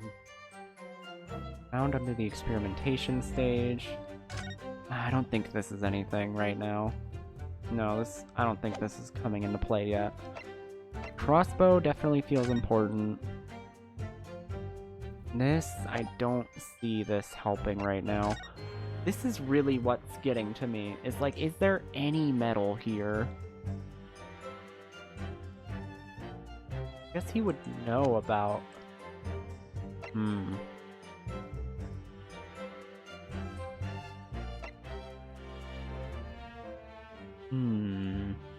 I actually am not quite sure. Oh wait, no, it's closed again, okay.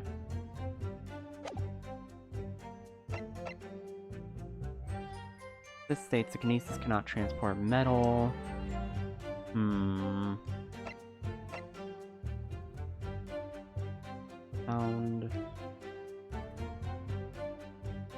Yeah, I think this is all made of metal is the problem with this thing. Okay. No, I don't see any. Okay.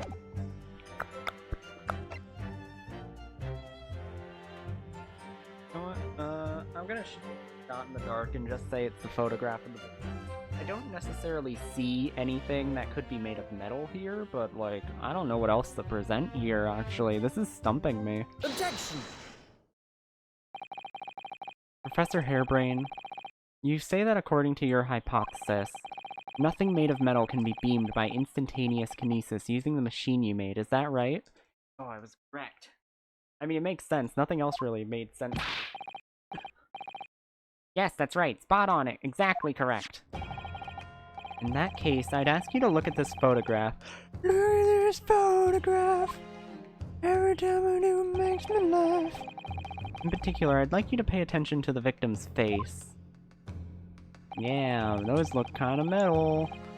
A pair of spectacles with a metal rim. What? Metal? No, metal can't... That's not... metal? No! I've been wrong this whole fucking time. We've already established that the proposed murder weapon, the screwdriver, was found on the stage. However, if your hypothesis correctly predicted the outcome, it should have predicted that the metal rimmed spectacles would be found at the same place. Ah, my hypothesis! Professor Hairbrain, this isn't easy for me to say, but your hypothesis is clearly flawed. Ah!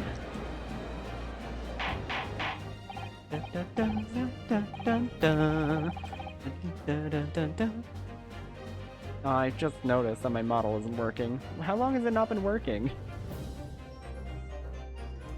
And I want to dance. I want to do my little shimmy dance. Please don't stop, please don't stop, please don't stop, please don't stop. Counsel, what is the implication of this? If on the day in question the alleged instantaneous kinesis never actually took place, then it's entirely possible that the victim was killed somewhere other than on the stage. And in that case, someone other than the defendant could have been the culprit. But my hypothesis is sound. I proved it that day. The experiment was a success. The experiment was proof of all my work. I could say something here. My capacitor is a fellow of the Royal Society. Yes, Churchill, what did you say again? As a matter of scientist, who take a typical doesn't find that is a fraud who pretend to be a fellow man of science. What? Wait, great Scott. Are you suggesting my science is suspect? It's just been misproved, hasn't it, in front of all of us. In other words, the whole demonstration was complete nonsense from start to finish. I mean, that's not like a crime though, dog. Like, half of science is getting shit wrong and fucking up. Oh, probably more than that. Believe me, my fellow girls, when I tell you that this man is a heel, a martyr, and a fraud. I saw the wreckage of that machine. I say the wreckage of that machine should be stripped down and thoroughly examined. No, never. That machine was the essence of my entire hypothesis. It's predicted by the special dispossession of Scientific Equipment Act.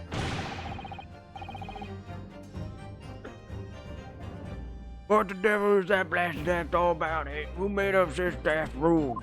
I don't like the way this seems to be going. The best way for me to help the professor.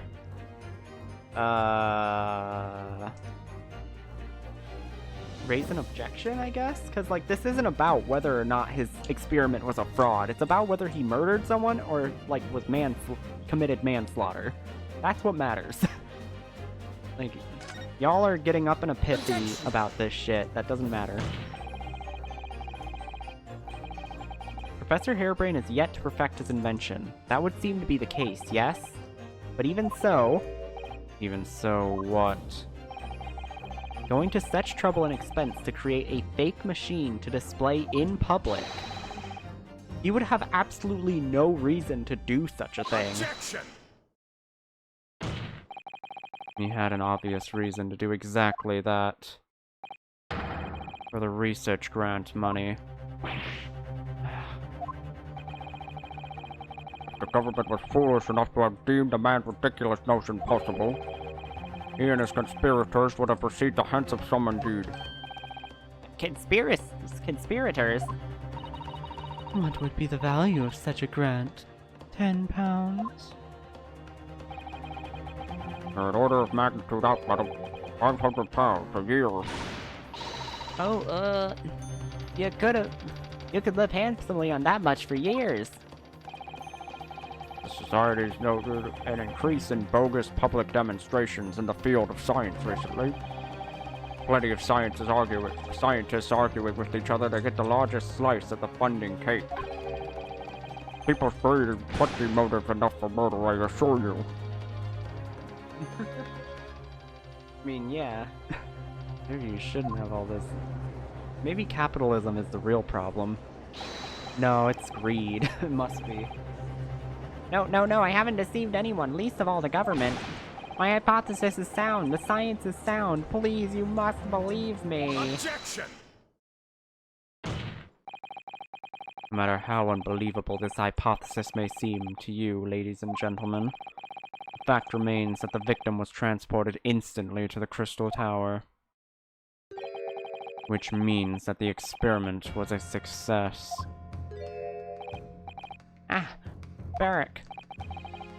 And therefore, the only person who possibly could have committed this murder is the accused.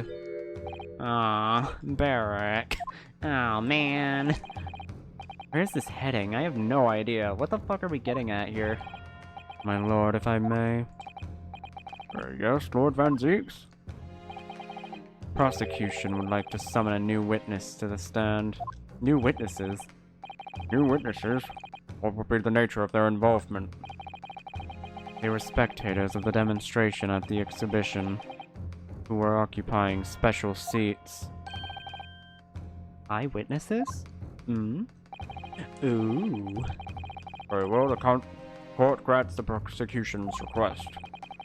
I should very much like to hear from eyewitnesses of the incident.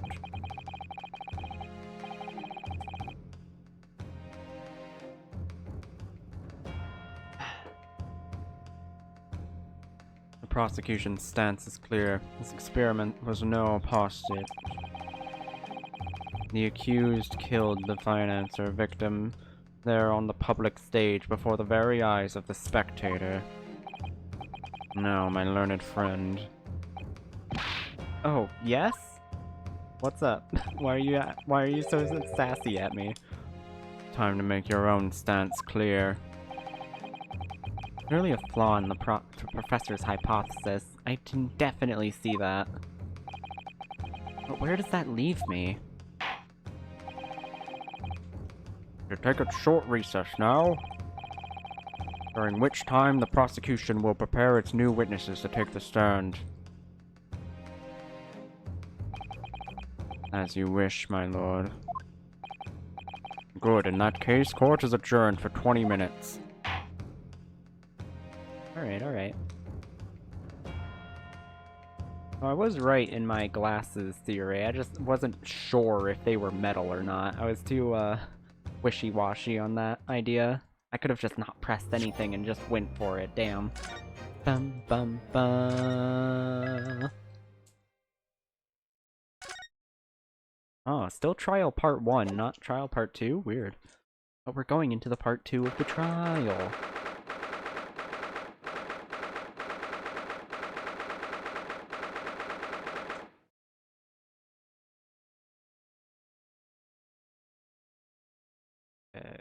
Boop, boop. Mr. Naruhodo. What on earth were you playing at just now? Or rather, what on earth were you playing at all along? My hypothesis, my amazing hypothesis. You've been picking holes in it from the start. Sorry about that. It's just like my job is to defend you in court, not to defend your fucking hypothesis. But you promised me. You said you'd prove that dragged explosion was an accident, not murder. You said you'd keep my precious invention from falling into anyone else's hands. All you've done so far is try to undermine me.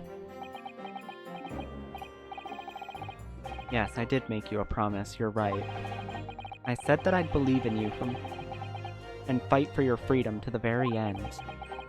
But I also told you that I was no scientist. I don't understand your hypothesis.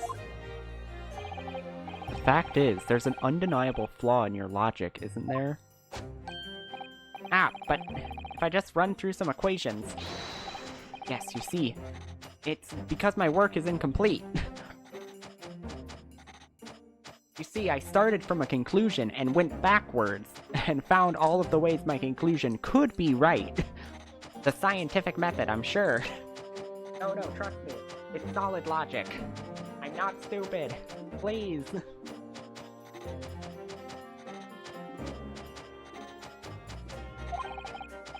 Perhaps it is. Nevertheless, the man died as a consequence, didn't he? Ow. Oh no! You're right. You're so right. It's all my fault. And I have no right to blame you for my failures. I'm a disaster. Not just as a scientist, but as a human being. Well, that might be a little over the top. And while we're on the subject, fuck you! What about Barrack? He's being awful. Claiming his old university friend to be a murderer, you mean? He's a disaster, not just as a prosecutor, but as a human being. Oh, but no, wait. He's the Reaper, isn't he? Perhaps he's not classified as Homo sapien anymore. He's classified as homosexual. I should have known. That's cleared up. can I double check something with you? Ah, yes? What? The machine and demonstration you prepared, they were based entirely on your hypothesis, I presume. There was no trickery involved? I drew the plans for my machine with my very own hands. Every line was painstakingly drawn with a firm belief that science is the only future. So yes, it's true that my hypothesis hasn't reached maturity yet. But please, Mr. Naruhodo, you must believe in it. Why didn't you transport a plant, you fucking weirdo? Alright, Professor. I understand. Counsel, defendant, get back in here. We got another hour or two of trial remaining. Prosecution witnesses are ready to take the stand. Court will be in session again.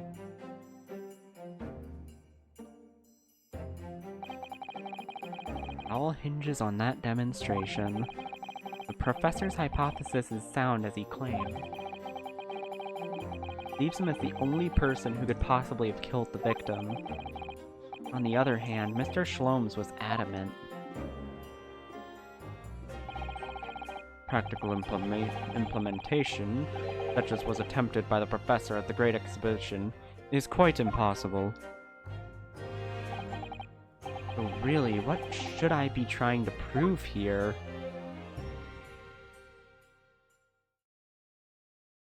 Trying to prove that it was manslaughter. We're not caring about anything else. Weirdly enough, this is like the longest time the jurors have gone without fucking changing their votes on shit. Name of Her Majesty the Queen, I hereby reconvene the proceedings of this court. Counsels for the defense and prosecution, are you ready for the new witnesses to testify? The prosecution is ready, my lord. That's for the defense, my lord. So, Lord Van Zeeks, I believe these next witnesses saw the demonstration on the day in question with their own eyes?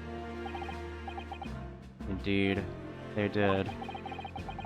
And as luck would have it, one of them is a police detective. So the testimony we are about to hear can be considered highly reliable. Perfect, a detective of all people. Oh, it's Guinea! Get in here, Guinea! Prosecution's stance remains unchanged. Though it ended in tragedy, the demonstration on the day intended in question was scientifically sound. And consequently, the sole person with the opportunity to have committed this act of murder is the only other individual to have been present on the stage at the time, the accused. Thank you, counsel. Prosecution's position is clear. So bring forth your witnesses now. No, I won't. I don't feel like it. I'll clarify the truth unequivocally. Clarify. Oh my god, what the fuck are you? Hi, Guinea. How's the freak standing next to you? Witness, state your names and occupations for the court to hear. Hey, my name is Balthazar Loon. I am the inspirator of all the hot air balloons in vicinity of the Experimento stage. My name is Wilhelm Grotzwith Sigmund Orsten. I have come to the Great Exhibition all the way from my home in Bohemia.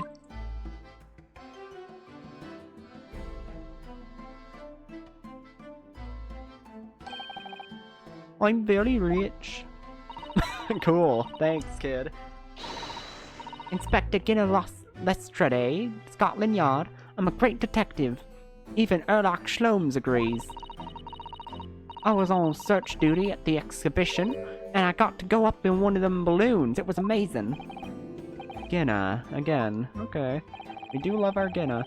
But she did mention that she'd seen the disaster from up in a balloon, actually, didn't she? Clearly loved every minute of it. There were 3 balloons flying near the public experimentation stage when the incident occurred. Two of these witnesses were in one such balloon at the time and saw the events unfold from the skies above. Hey, you make it sound like they were in the clouds. It was only an altitude of circa 60 feet. Very low. Well, you can't see nothing if you fly too high, can you? 60 feet. Oh, 18 meters then. Hold up, that'll be important. Give your formal testimony to the court. Hold on. Didn't we say something about this earlier? Ah, shit, there's no, like... Were the balloons literally this close? Or were they further away than that?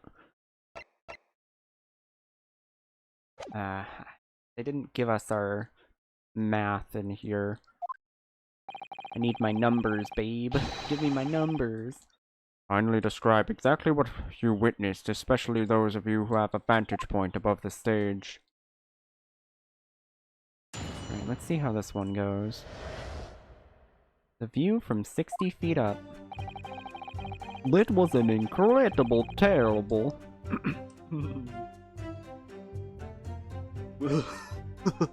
Hey! It was an incredible, terrible. I am only grateful that my balloons were not damaged. Hey!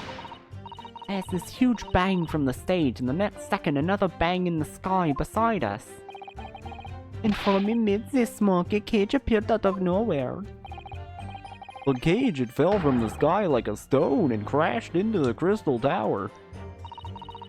I didn't get a good look inside the cage, but no one went near it after it crashed into the tower.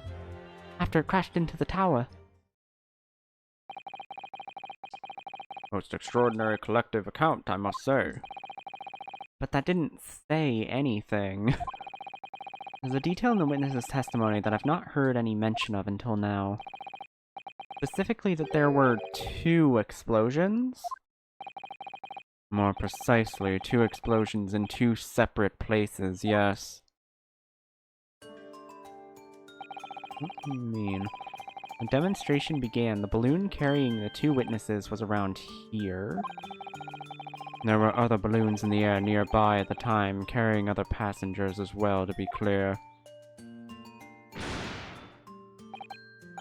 Then, as power was supplied to the machine for the demonstration, the first explosion occurred.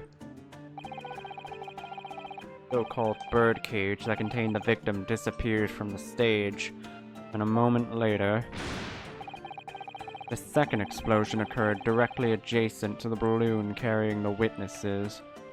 Oh, okay. The birdcage appeared at the site of the explosion, subsequently to plummet down into the crystal tower. I was very surprised. Suddenly a cage appeared before me eyes. There's a person inside.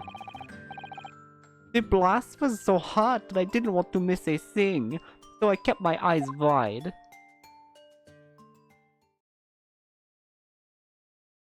Oh, that's the animation gimmick? Epic. That's funny. I still have lots of money. Cool, kid. Awesome. Good for you. Fuck off. You're gonna kill cringe. Wait, then where the fuck was Lost Relay? Beginning here. Because only 2 people were in the balloons. Like, they in a separate balloon from...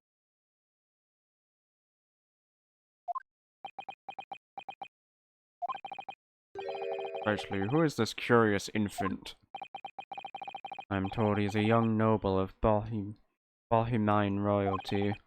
Apparently, he disguised himself in order to steal unnoticed into the Great Exhibition. Ja, I am here in London on a sightseeing trip with my elementary school.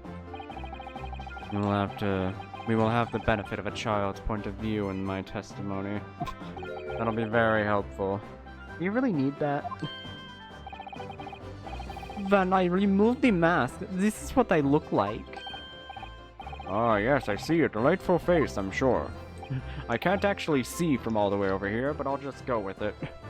Ja, everybody says so. Great disguise, then. The point is, the testimony of these witnesses further substantiates the fact of the court. Namely, that despite ending in an explosion, instantaneous kinesis was successfully demonstrated. And furthermore, that until the arrival of the police, no one approached the crystal tower where the victim fell. Therefore, only the accused who was with Mr. Assman on the stage could possibly have committed the murder. A man full of ass. Yes, thank you, counsel. The prosecution's view on the matter are quite clear. So, the defense's cross-examination, now, please. Yes, my lord. Right on it, sir. I feel like we're gonna have to press a lot here.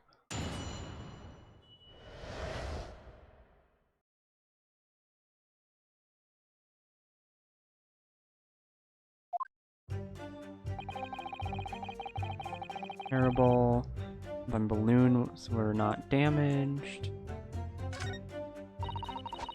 This huge bang from the stage, and the next second another bang in the sky beside us. Hold on, actually, where were you during all this? We need more details about you, clown man. There were 3 balloons flying above the experimentation stage at the time, I understand. Hey! See, all 3 of them, my Bellisi Bambini. They were very popular, signor. Some people will pay £10 for the one ride. I guess this guy's supposed to be Italian. Mamma mia, they were very popular, signor. Some people will pay £10. £10? That's more than my annual stipend. £20 a month. That is my pocket money. Royals have all the luck. Fucking, we should kill all the royalty. I got up there for free, I did. Played the old I work for a Majesty police card, you know? Detectives have all the luck. If they're so popular, why would you only be operating such a small number of balloons, though?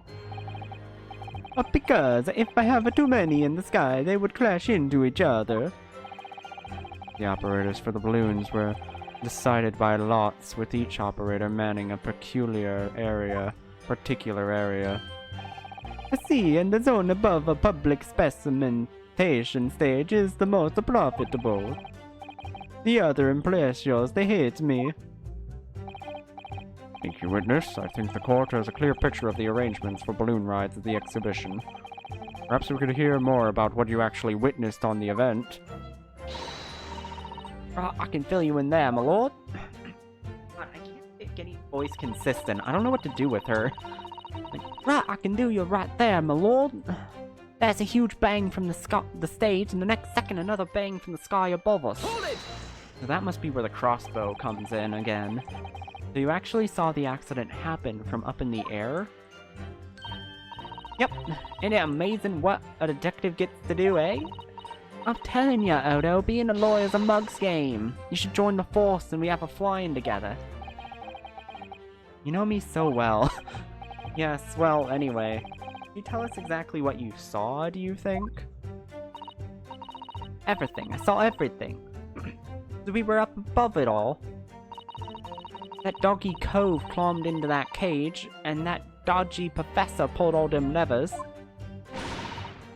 And that's when it happened. It's when there was that massive bang and a cage disappeared, just like that. You're describing the moment the subject's body was decomposed by the electricity, I believe. I can pull your lever. Yeah, pull the lever, and then we can find out what... then we can find out when we bring up the crossbow. He was shot by the crossbow. This has to be a part of a balloon. Oh, this is gonna come into play now, actually. Now that I'm thinking about it, this has to come into play with this testimony. And then this also is here. The 2 balloons, and the third one was approximately around to the right of it. Like around here, where the balloon was. Upwards and then fell down, but clearly something crashed into the building, and that's what we're gonna have to re-establish on later, probably during the second part of the trial, because we don't have any evidence pointing towards like, showing what the tower looks like. I looked round and there was a huge fireball rock next to us in the sky. There was nothing there before. Alright, small child, what do you have to say? Master Gotts, does your memory of the day differ? I took a good shit, sir. My teacher at elementary school said that when you meet something for the first time, you should always have their full name. Ah, yes, what was it again? William Goster Sigmund Ormenstein. Nope. Just the 4 names, then? The point is, do you have something to say? Like, come on, kid, I know you're a royal, but I don't care about you at all. Like, I could punt you to the moon and back. Don't test me. Something to add in response to Detective Ginna Lestrade's last remark, perhaps? Oh, get it right, Odo. It's Inspector Lestrade. Why does everyone have a problem with how I address them? Shut up! We're doing a trial for murder! That is not what I saw. Oh?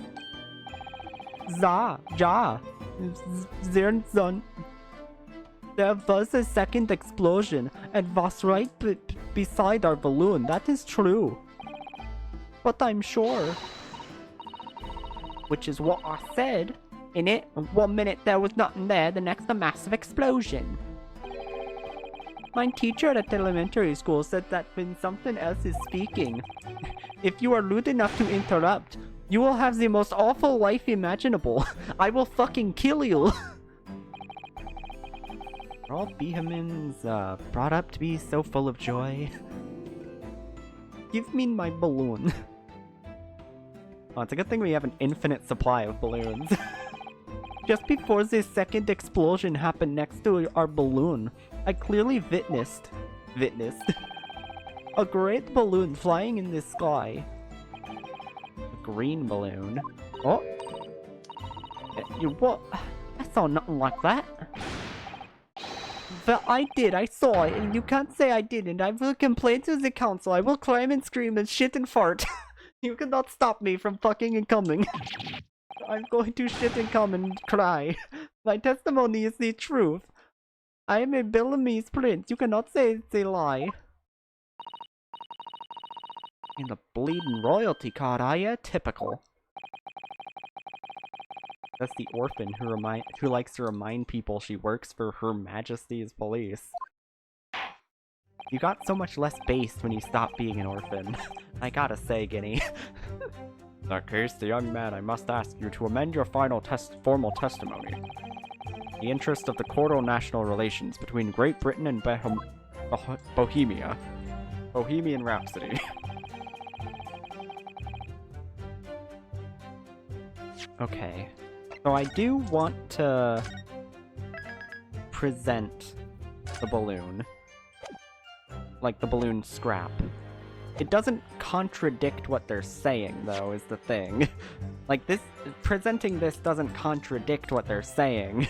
I just, like, it feels right, you know? Okay, no, the game's gonna...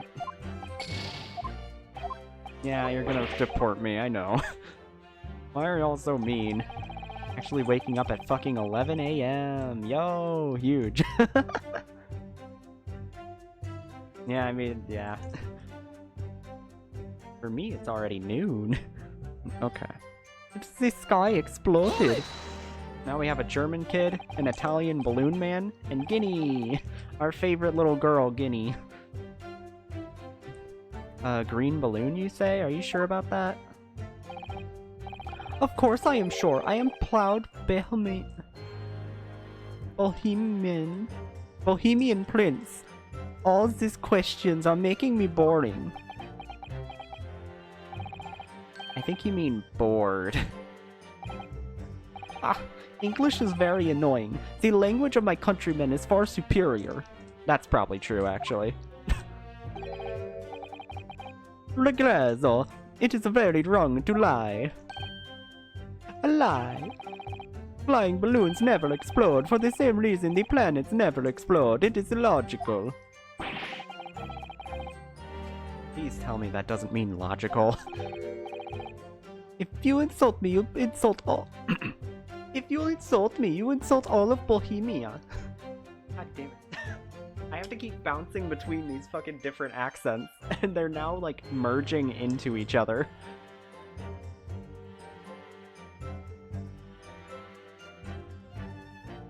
The more I bounce between the Italian and German accents, the more they're going to merge into one voice. My dear. My dear. I will have the army come and shoot all your stupid balloons out of the sky, all of them.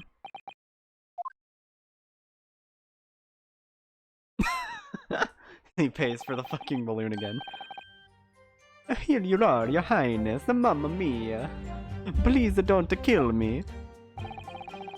Only all international incidents were so easily resolved. Now that peaceful relations have been restored here in the courtroom, perhaps we could return to the testimony. Did you also see the moment that the cage materialized, Mr. Loon? I get it, my name is Loon because I do the balloons. I did not see the explosion myself, however.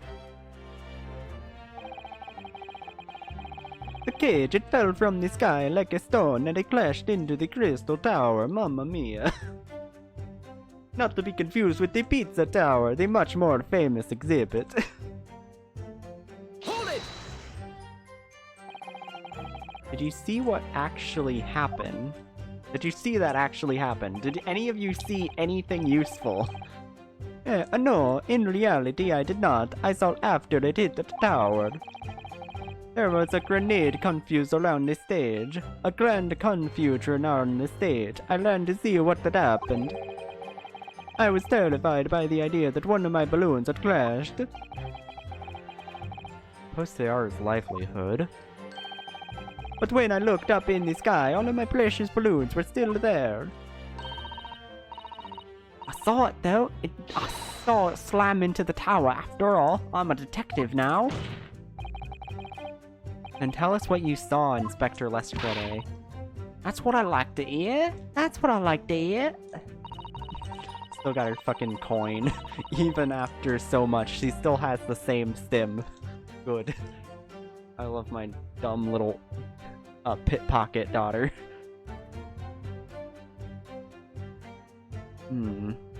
Hold it! Was it you who gave the order to keep people away? You said Ed Odo. How would I have been me? I was in the balloon, wasn't it? Right.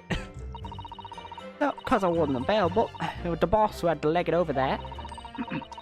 He was getting shoved and kicked all over by panicking spectators, and we tried to steal off the scene. It was a real sight to behold, I could tell you.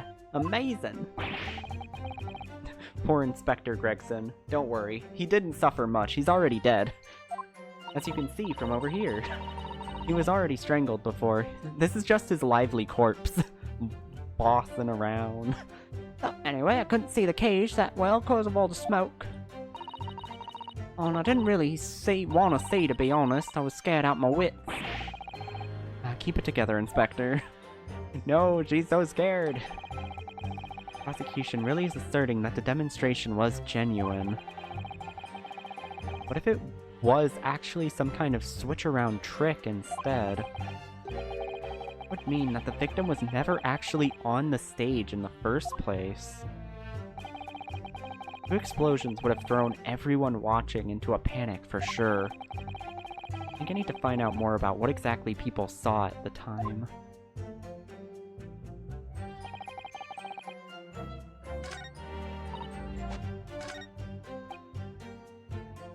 Green balloon.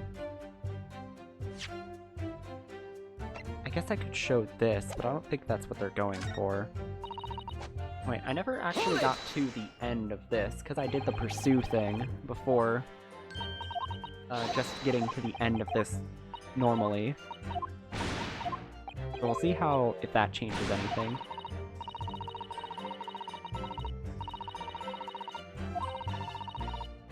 Appeared out of the flames, the cage, that's what. That description sounds like the moment after the man was beamed instantaneously through space. It's mind-blowing, innit? That's what the 20th century for ya, I reckon. The people who actually saw the demonstration with their own eyes really believe they saw something miraculous taking place.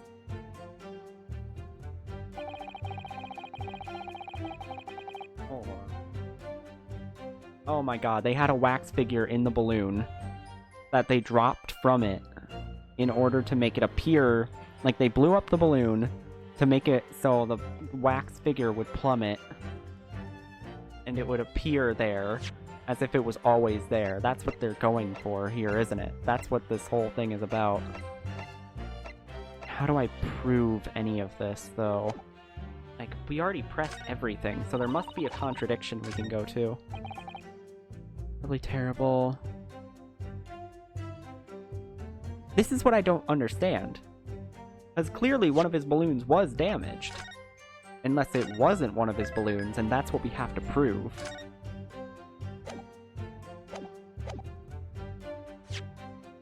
Maybe this is what we have to present.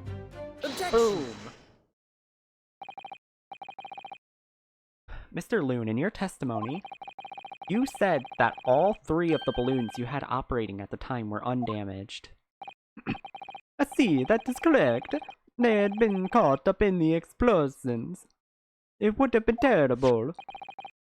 I wonder if you might know what this is? Ah, I think it may be. See, part of a balloon. A burnt piece of fabric of the envelope. Sorry, the envelope? Pardon, that was the large round part of the balloon which becomes filled with the hot air. It is made from very thick fabric lined with rubber. Lined with rubber. You do not want it to rip when you are in the sky. Just as I thought. This piece of cloth was found near the experimentation stage. In other words, as Master Gotts testified, the green balloon did indeed explode that day. Mamma mia!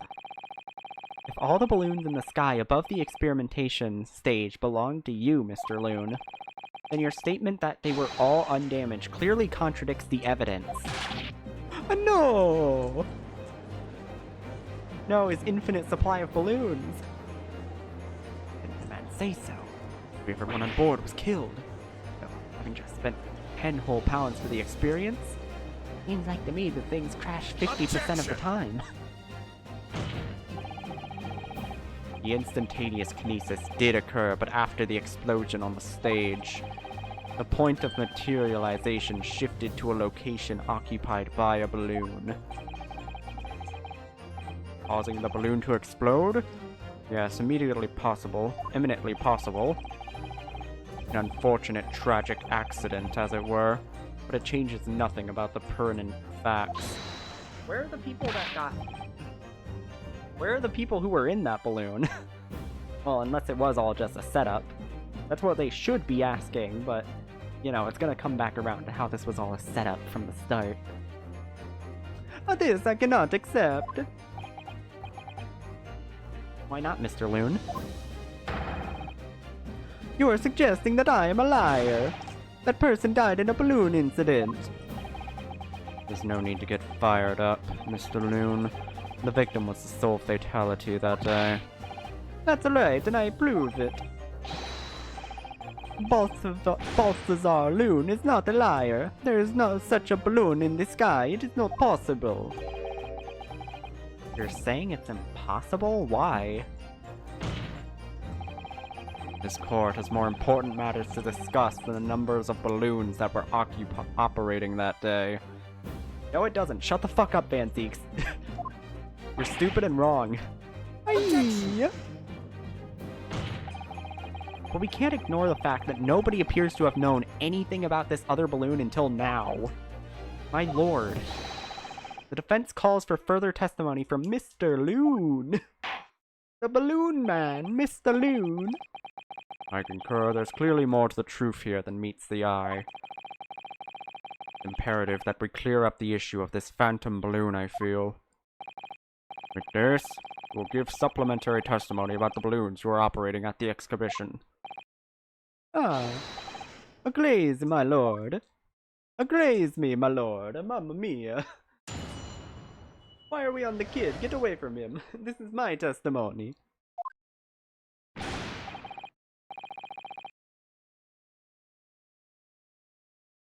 As I said, Balthazar Loon is no liar. Every balloon I have in the sky landed safely. All 3 of my balloons were carrying passengers. If they fell to the ground in an explosion, what a catastrophe.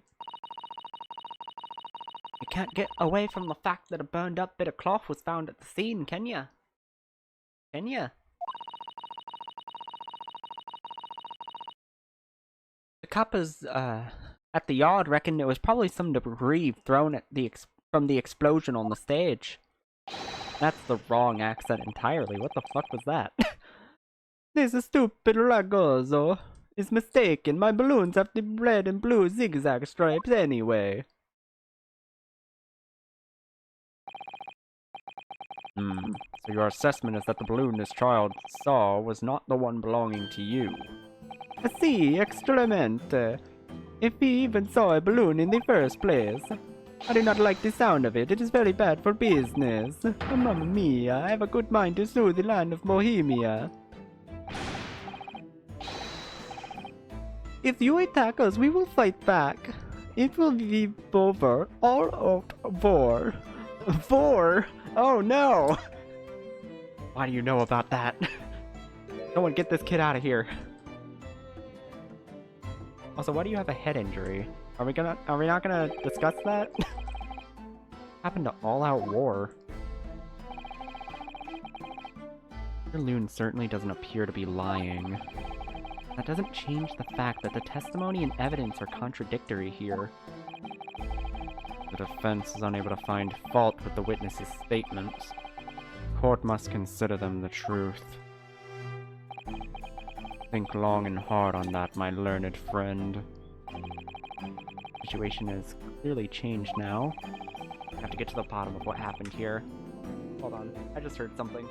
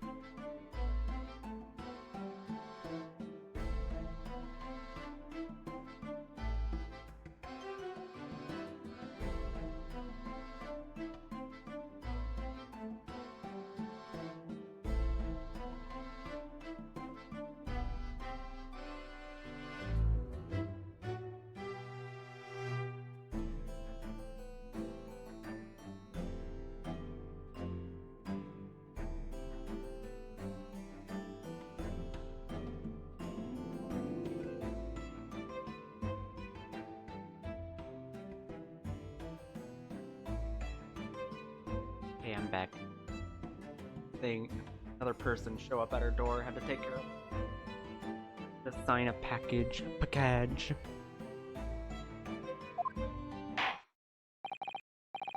Counsel, you may now cross-examine the witnesses.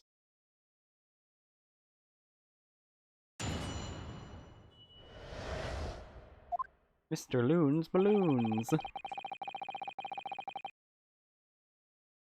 So there's really nothing here to present at the moment.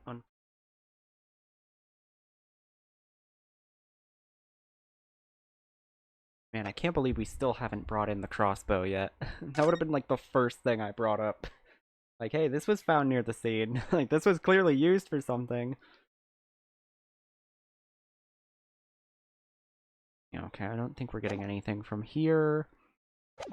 Yeah, I think we're gonna have to press everything.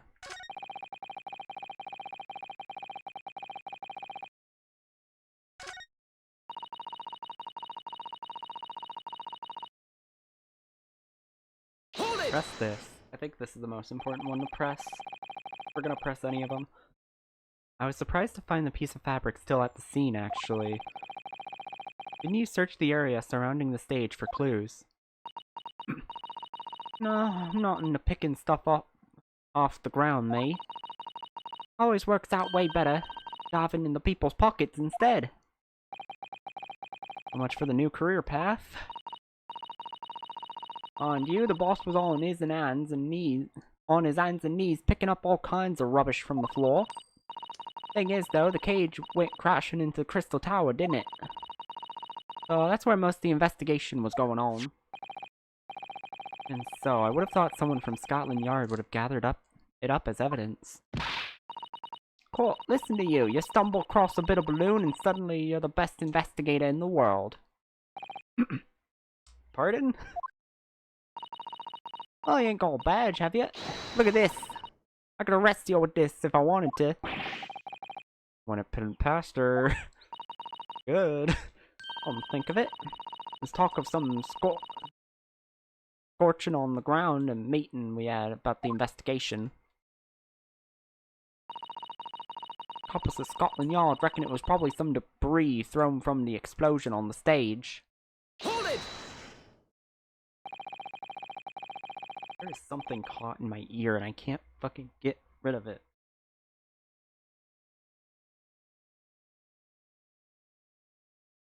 Feels like there's air trapped in it or something. What the fuck is that?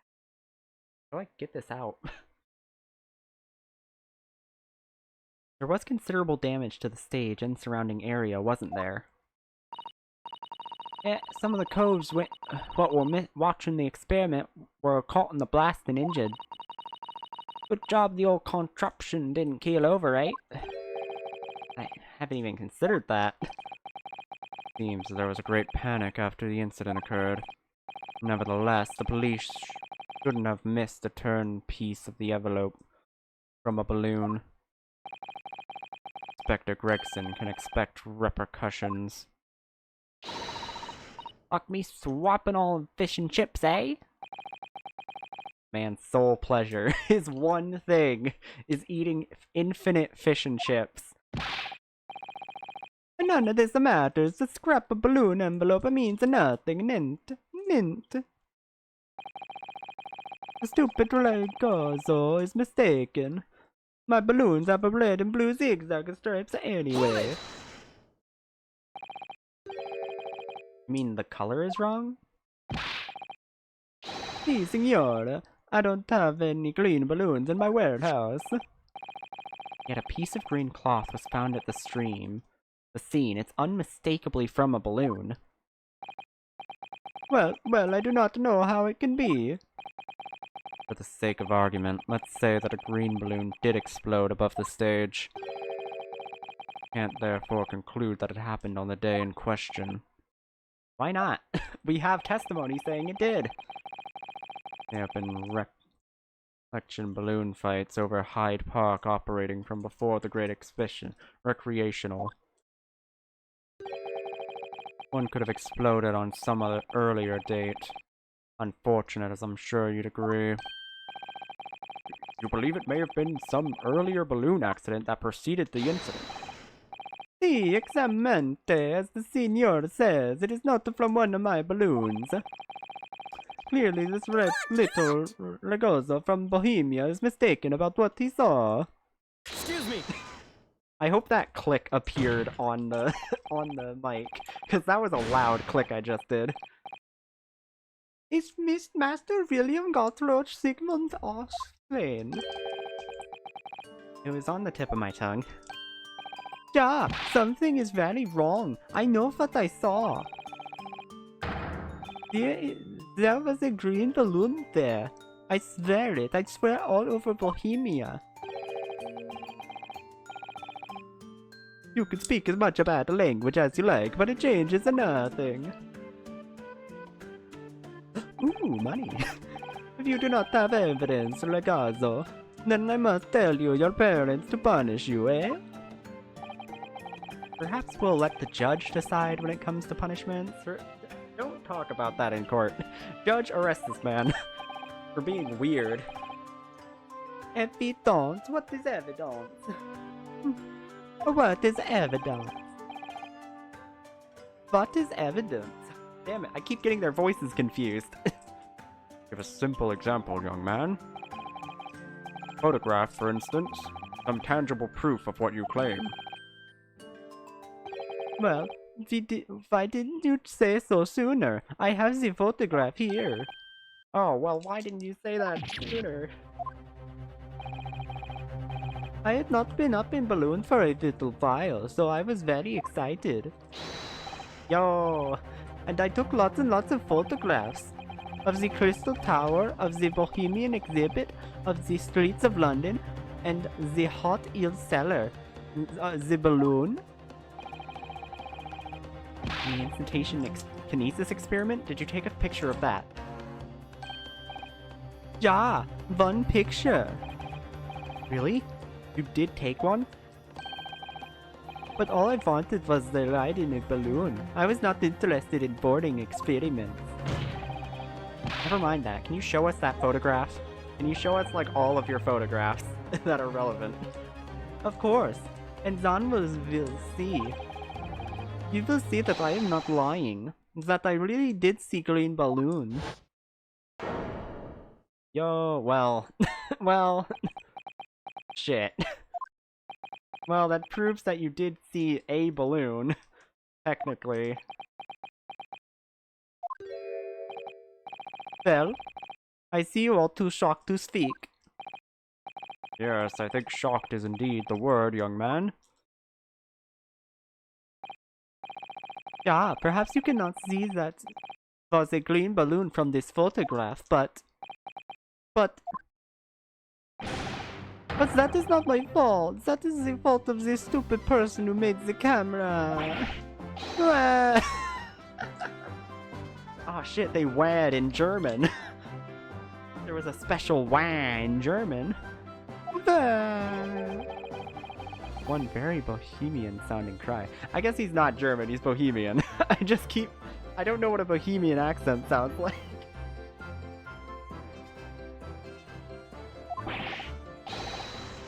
Wah, oh wah, mamma mia, Figaro.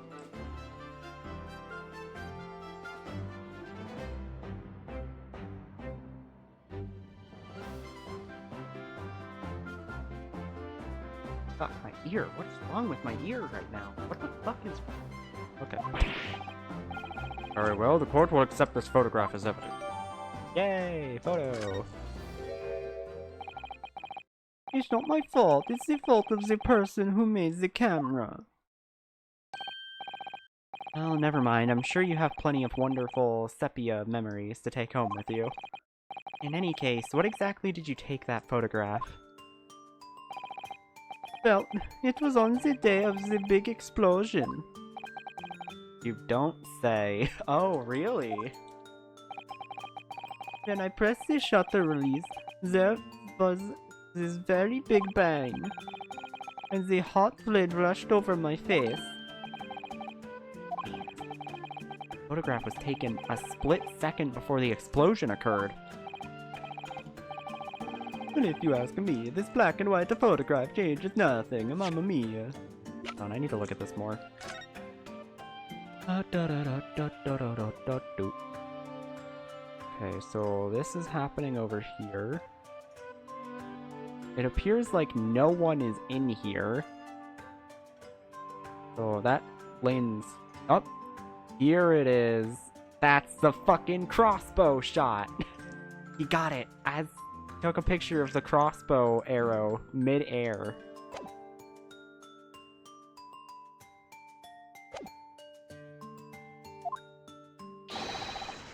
I could not give a flying fig.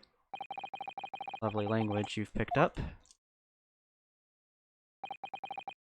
I thought Mr. Loon's testimony just doesn't quite add up. The young bohemian boy claims to have seen another fourth balloon, but Mr. Loon vehemently denies the possibility. It's hard to imagine the man in charge could be mistaken about the number that were in the air. Still, this inconsistently must tell us something, I'm sure. Okay, what do I need to present that photo on? And it's safely... I think it's this, because we can clearly see that this balloon in the photograph doesn't hold any passengers. So there must be something about that that's important. Believe it or not, I'm ballooning on air. I'm gonna fucking balloon so hard. Unfortunately, the photograph Master Gotts took can't tell us the color of the balloon. But it can tell us something else. Something critically important. What? It shows that the pictured balloon wasn't carrying any passengers. Oh my gracious, you're right. But surely all the balloons would have been carrying passengers. There'd be no sense in it otherwise. See, they are for pleasure, for seeing the view. My balloons only fly with passengers. Which tells us that the pictured balloon isn't one of them. So when the incident occurred that day, there was a fourth balloon in the skies above the experimentation stage. The mysterious green balloon. Dun, dun, dun, dun, dun, dun, dun, dun, dun, dun, dun, dun, dun. I know nothing. Nen, I can only tell you one thing. If this balloon was not carrying passengers, then it was not the one of mine. Yo, he's throbbing. His head. Objection! Look at it go. There are illegal tradesmen everywhere you care to look. Clearly, one such entrepreneur decided to capitalize on the opportunity presented by the Great Exhibition, and managed to operate balloon flights on Mr. Loon's path without him realizing. See, the competition, trying to steal my profits. I did not notice because of the experimento that went along on the stage.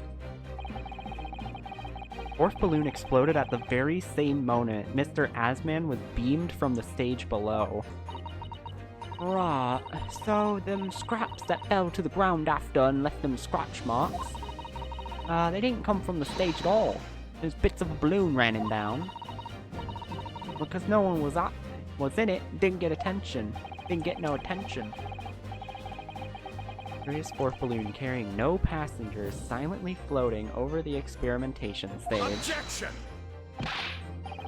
This photograph shows us nothing more. Stray balloon carrying no one and operated by some rogue trader. Clearly it has nothing to do with the case. Relevance does elude me, I must say.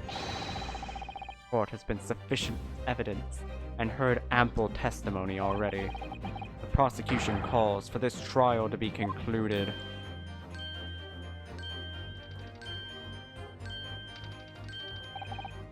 Really? We really got to the truth yet? No, I can't let this opportunity slip away. The jurors' minds are made up. Not in our favor. What else can this photograph tell us? There's more. You can see it right there. Ladies and gentlemen of the jury, wait. Please don't give your decisions yet. This photograph from Master Gotts may well be hiding one more vital clue. What the? A vital clue? Objection! We're well past the point of mere possibilities. It's time for definitives now, so tell the court. What exactly does this alleged clue in the photograph prove? We can reasonably assure that the pictured balloon was destroyed in the searing heat of the explosion. Yeah, that's right, yeah, it's not my fault. It was not my fault. Because the birdcage from the kinesis machine materialized in the sky where it had been flying. And the balloon, being filled with flammable hydrogen, instantly and explosively ignited. Objection! No, not true. It got shot by an arrow. No, that's not what happened. What? Appear that this photograph requires closer examination. Counsel for the defense. You will highlight the location of the alleged clue for this photograph for the court. Of course, my lord. If you look closely, it's plain enough to see. Shown is linked to another piece of evidence we have. Leads to an undeniable conclusion. right here. Present. The timing of this photograph can only be described as miraculous. Insanely lucky, actually. But, we take those. If you look, you'll notice there's a bright white line that appears to point directly at the balloon. Most likely a ray of light caused incidentally on the film. I'm afraid I can see nothing of the sort. My eyes aren't working very good, actually. Look, they've been going bad the past decade or two. If you look with a magnifying glass, it becomes clear of the nature of this bright line really is. Goodness, what is that? Undeniable flash of light. Oh golly, do you think it might be lightning? But it couldn't have been a finer day. I believe we may be looking at fire. Bolt of fire, heading straight for the balloon. Like an arrow. Indeed, even to my aging eyes, it would appear to be a flame of some sort. My word, are you suggesting this flame struck the hydrogen gas that filled the balloon? Objection! That's absurd. The balloon would have been 60 feet above the ground at the time. No flame could possibly have reached such a height. Objection!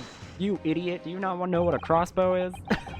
Actually, in my opinion, that a particular piece of evidence found at the scene reveals how that is exactly what did happen. What evidence? What evidence? Such evidence exists, Counsel. Then for God's goodness sake, present it, man. What evidence explains this mysterious streak of flame? A crossbow, finally! We've been waiting for like 2 full hours for this crossbow to show up in court. This was found hidden at the foot of the small ornamental tree near the scene. Good lord. Is that a crossbow? An arrow dipped in oil and set alight could have been shot from this weapon, sending a flaming arrow straight into the hydrogen-filled balloon.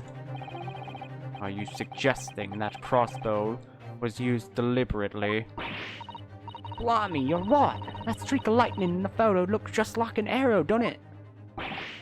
And then the explosion of the balloon was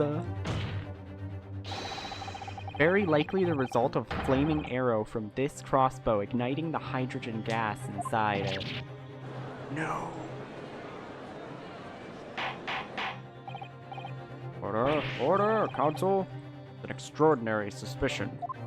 Hydrogen-filled balloon versus coughing cop. Oh no! They're both gonna die. Versus currently being choked cop. The aim was to cause the balloon to explode. The shooter could have used a gun, of course. However, there's an obvious reason why they would have been out of the question. The noise of the discharge, of course. That's right. By using a crossbow, just use a crossbow. The projectile could be fired at the balloon silently. Yeah, if someone had shot a gun off the exhibit grounds, it would have caused a real panic. But with the big explosion, there was a very big panic anyway, you know? I don't like this. I should be pleased to have found a plausible new explanation for all this, but something feels wrong. Objection! Here comes Van Zeeks. You understand the implications of what you're saying, my Nipponese friend. If a flaming arrow did indeed hit the balloon, then obviously it would have exploded? And the birdcage appeared from the cloud of smoke that ensued. Wait a minute, what are you really saying here? I don't get it. Was the birdcage beamed up into the sky after all? Or what? My goodness me. Ah, now I understand. It was all a trick. The birdcage was hidden in the basket for it to get shot down. I think there's a good chance that the birdcage was actually concealed inside the balloon all along. What?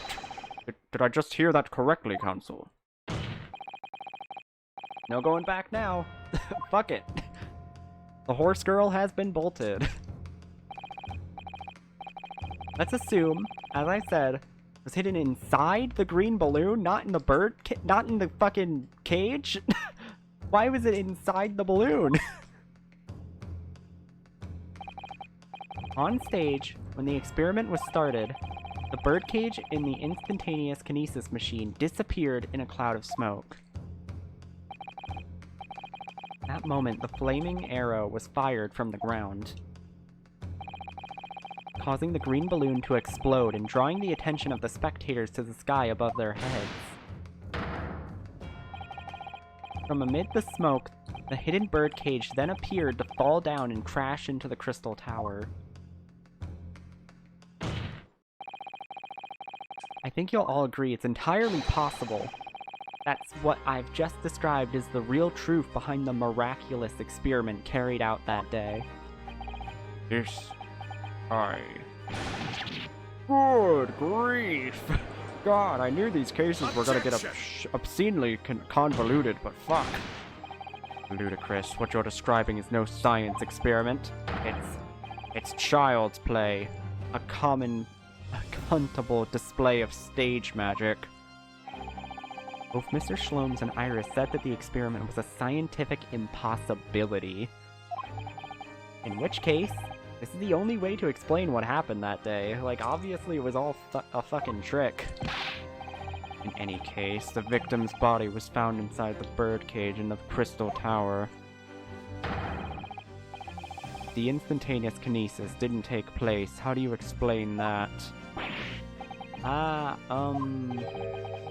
If I may put in a word, as a man of magic myself, such apparent dispenses can easily be explained by some simple deception.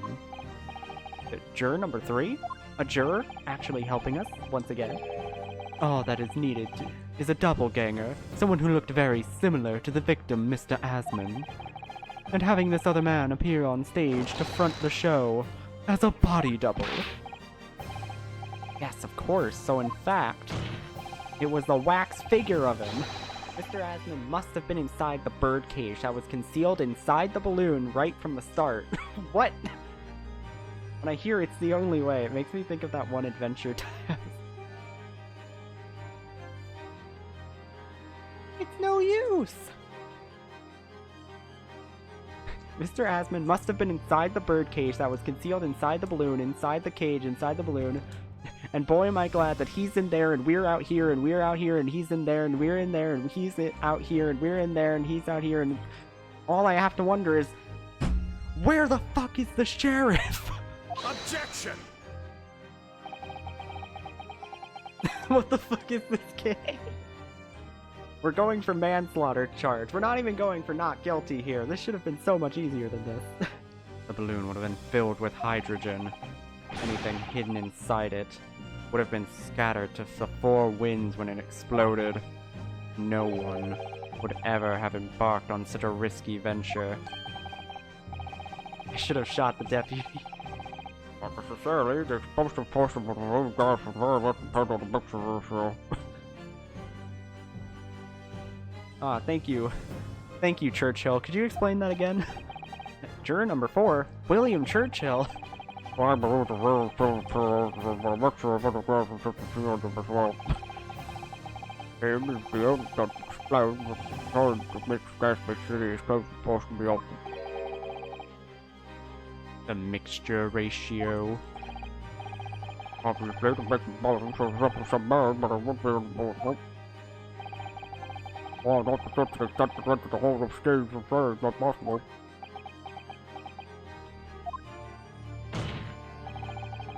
Everything that happened can be explained logically and scientifically. The explosion that engulfed the stage at the start of the experiment was an accident. It was all part of an elaborate deception to make it appear that instantaneous kinesis had occurred. Wow, goodness me. We accept that this is what happened. It means that the victim, Mr. Asman, was never present on the public experimentation stage to begin with. In short, point, he couldn't have been killed by the defendant who was on stage in full view the entire time.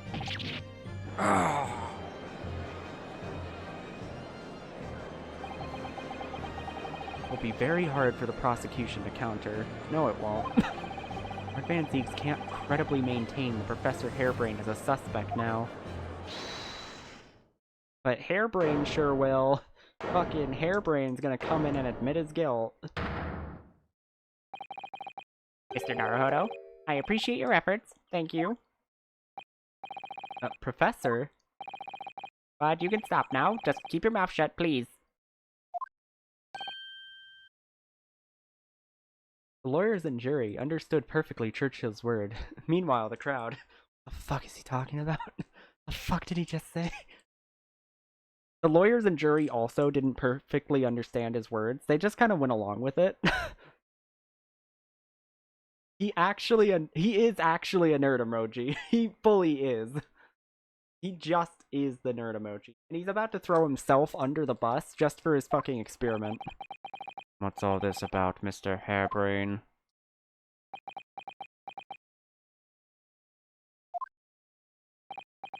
I, Albert Hairbrain, hereby confess that it was me who stabbed Mr. Old as Man. Yes, it was me with my faithful friend and partner, Andrew the Screwdriver. I killed him on the stage with the screwdriver. I win clue now. Order! Order! Order! Defendant, explain this sudden confession. Objection! No! Fuck you, defendant! Yes, Professor Hairbrain, you motherfucker! You absolute son of a bitch! I know you didn't do this! We were going for the manslaughter charge, and now you're fucking me! I could have finally had a manslaughter charge under my belt, and now, what do? You bend me over and you fuck me here. Yeah, you can accuse yourself of murder in that game. I mean, you can accuse yourself of murder in anything, really. It's just like real life. It's what I've said all along.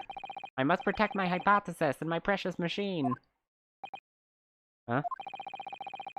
You stand there and claim it was all a trick, all an elaborate prank, but where's your proof? Now, you'd have to examine the machine if you wanted to prove it, but then it would be all over. My beautiful hypothesis would be laid bare. I mean, the indignity of it. You fucking con man, die. It's clear that you drew the plans for the experiment, but you didn't actually build it. It's quite conceivable that you were duped, Professor. If you'll let me... Burke? Yes. I'll cooperate. I'll do whatever you say. I swear it. So please. Ensure the Special Disposition for Scientific Equipment Act is adhered to and protect my creation. Motherfucker. Naruhodo right guy. Yeah, that's his name. I think there might have been a Ryunosuke somewhere in there, but nah. Nah, you're right.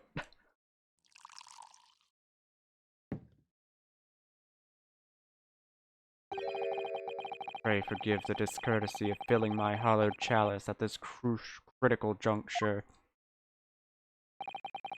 Here's to my learned Nipponese friend. What? And his upcoming attempt to clarify the defense's position in the light of the accused's confession. You intend to formally assert that the experiment was nothing more than a conjuring trick?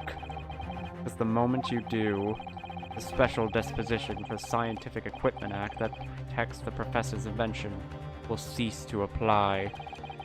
The prosecution will then demand a rigorous examination of the machinery involved in order to establish the truth. However, you acknowledge the machine is genuine and instrumental in the victim's murder. Any chance of investigating will be crushed, and the confidentiality of the professor's hypothesis preserved. Huh? Obviously I'm going with this is all bullshit. Like, his whole experiment is about transporting matter through electricity. Like, it's not possible. 100 years later, this shit ain't possible. The defense's official position on this matter. What Professor Harebrain, my client, actually asked of me was to prove that the explosion on the stage was an accident and prevent the secrecy of his hypothesis. Preserve the secrecy, whatever. No way to do that without implying the professor's guilt. Could still go with manslaughter. I'm just saying, manslaughter, always on the table. Easier to prove. I protect my client's life by asserting his innocence, or do I uphold my client's request, but see him condemned?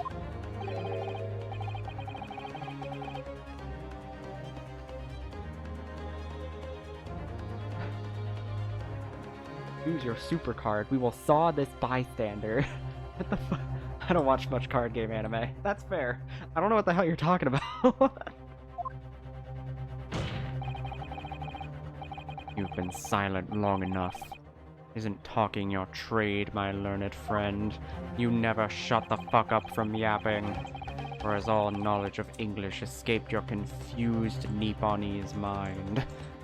Vanzeeks, I need you to shut the fuck up, actually. Mr. Naruhodo. No escape here, I have to make a choice. But it's an impossible one. I have to give up on something, but what? The defense asserts that the defendant's intensious kinesis machine was in fact... It's a conjuring trick, it has to be. The science nerd act defense thing the guy just pulled out of his ass man. Oh, Dr. Odd-ass man. Not to be confused with Asmongold. You can still smell from 3 miles away. Disgusting guy. He was arrested for being cringe. No, I can't say it. My client placed his faith in me. I can't just let him down. Must I give up on? Not a question you have to ask yourself here. What can I protect? Usato! Yo! Finally back, and about time too. She's the first member of the defense crew. Huh! Hello again, Mr. Naruhodo. It's been far too long. Usato-san! But what are you... Ah! 6 months. Oh, my spine. There'll be time to talk later, Mr. Naruhodo. For now, we must concentrate on the task at hand. Is working out not what I have to give up, but what I can protect. Professor Harebrain. Yes? Yesterday you told me that science is the pursuit of truth. Well, my job is to pursue the truth too. Kind of. Not really. But we like to say it is. Yes, of course. And personally, I believe that you didn't stab Mr. Asman. I think you've come to realize something yourself too, haven't you? That your experiment and the machine you built with the victim are questionable. The truth behind that is what we both must pursue now. We still don't know who the fuck the engineer was. Like, obviously that's gonna be important. Give us names. So you finally opened your eyes. Appears, give advice, judo throws, doesn't elaborate, leaves. She's so cool. She goes back to Japan. Like, she just immediately goes back home. What? As for you, Albert, you can't ignore this any longer. Ah. Having heard my learned friend's assertion, don't you have something to say?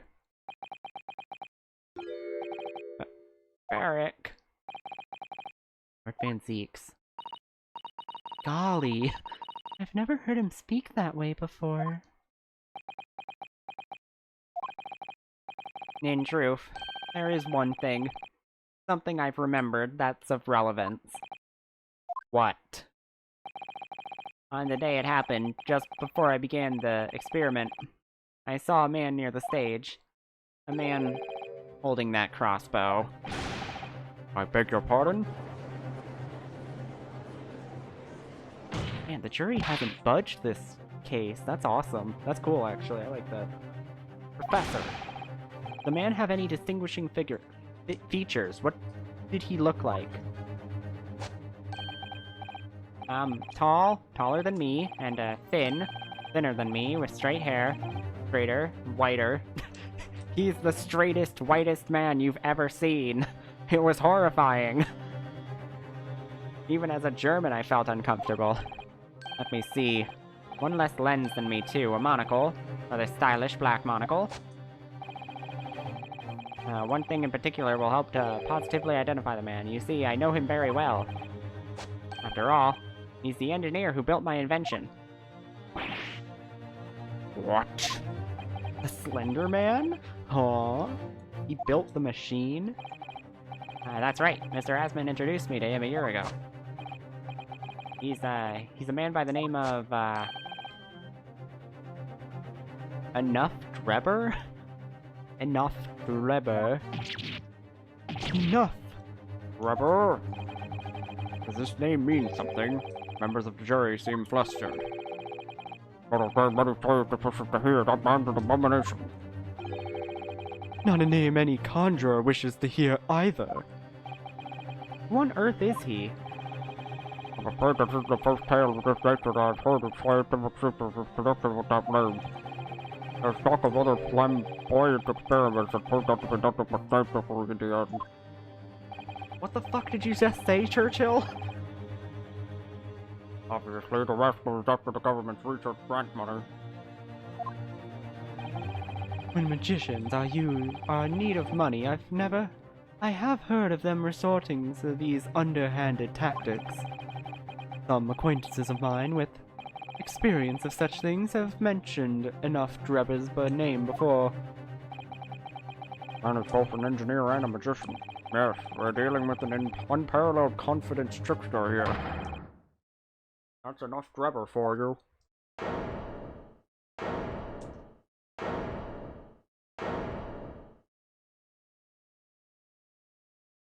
Looks like you got conned, idiot. Whoopsie daisy.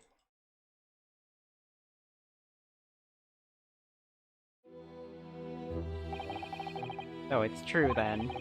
My invention. My great machine. It was just a grand illusion.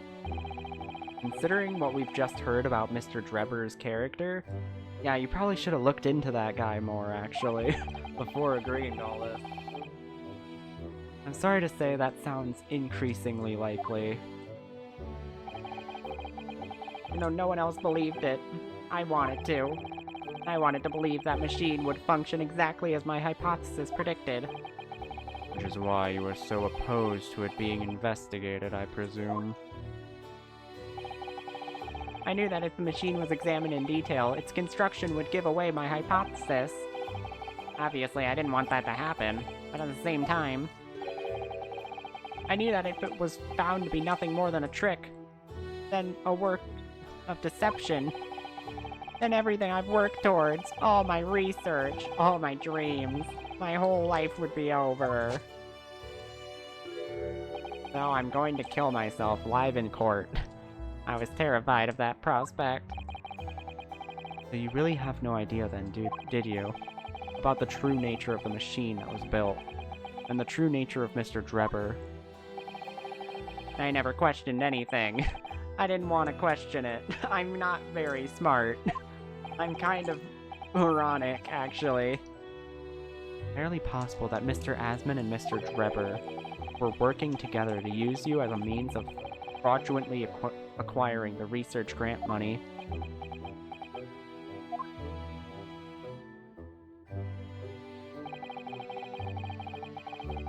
And I announced my invention to the crowds that day. It was the finest moment in my career.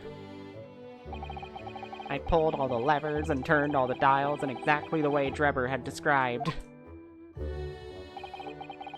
And the smoke suddenly started billowing out. I panicked. I didn't know what was happening.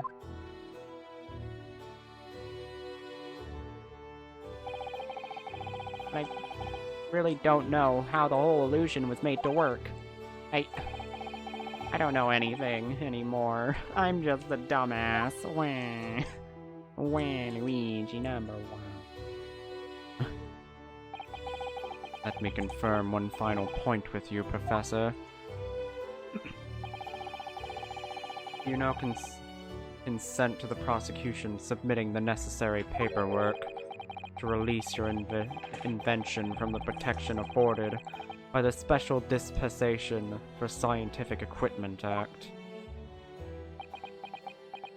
No, fuck you. Yes, please go ahead. I'm very sorry.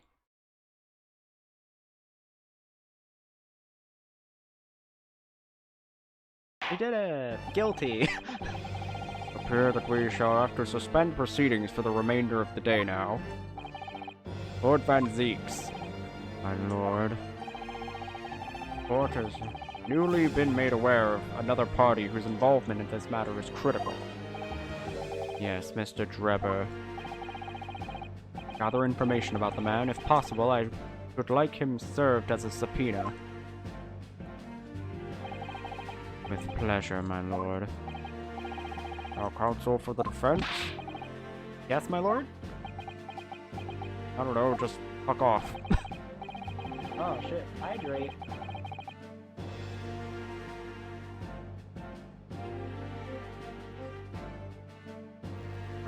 Thank you for the hydrate. When we reconvene, I shall be looking for one thing and one thing alone from you. Evidence that the defendant is innocent of the crime for which he presently stands accused. I understand. I mean, if Drebber is the one who built the machine and it exploded because of him, really he should be the one getting the manslaughter charge. Or the murder charge. That one would be easier to prove than Harebrained. Look, I feel like he's pretty damn close to innocent at this point. Good, in that case. Well, innocent of murder. He did get scammed pretty hard. I don't know if that's a crime, though.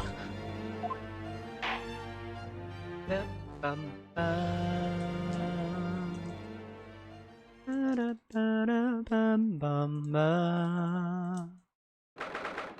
23rd October, 1:36 p.m.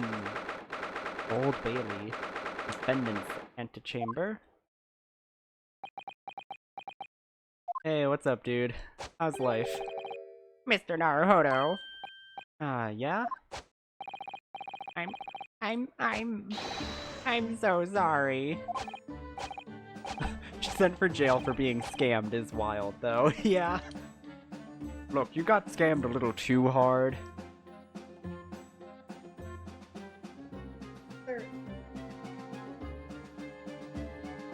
Isn't there, like, criminal negligence? Like, you could file him under criminal negligence for this kind of thing. I was wrong, you were right. I tricked you. You trusted me. I dragged you into my mess. Oh, how did it ever come to this? I'm so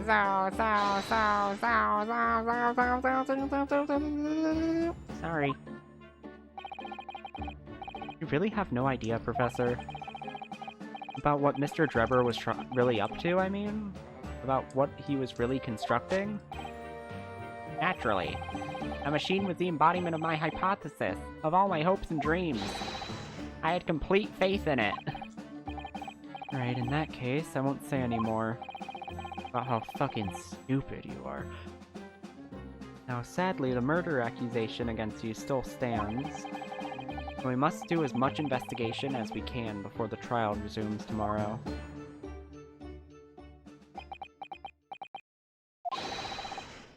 Ah, well, thank you for doing so much for me. Nah. Chisato, my girl, welcome back. I'm so sorry for arriving late this morning, Mr. Naruhodo. Arriving late? Didn't you receive my postcard? I wanted to let you know when I'd arrive. Postcard? What postcard? I hid it from you, Runo, so it would be a surprise! I stole your mail!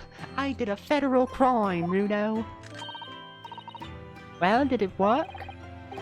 It was surprising, alright, especially when she threw me to the ground. Oh dear, I'm so sorry. I was just so happy to see you again that it sort of slipped out. I accidentally tripped and threw you across the room. Maybe we could stick to more traditional displays of emotion in the future. Susie's train was late into London Victoria this morning, you see. But we made the coachman really whip the horses hard so she didn't miss the whole trial. I was watching from the gallery for a while, but in the end I'm afraid I couldn't contain myself and had to just jump in. Well, I'm glad you didn't. Oh? Having you at my side in court gives me the strength I need to win. So, I'm, delighted to see you back in London. Oh, you're too kind, Mr. Naruhodo. I'm delighted to be here. I hope I can continue to be of service to you. Of course. So, what's brought you back? Did Professor Mikotoba not protest? Let's save all that conversation for when we're back at home, shall we? You know, I've made one of my most special blends ever for this special occasion. Oh, Iris, how wonderful. I can't wait.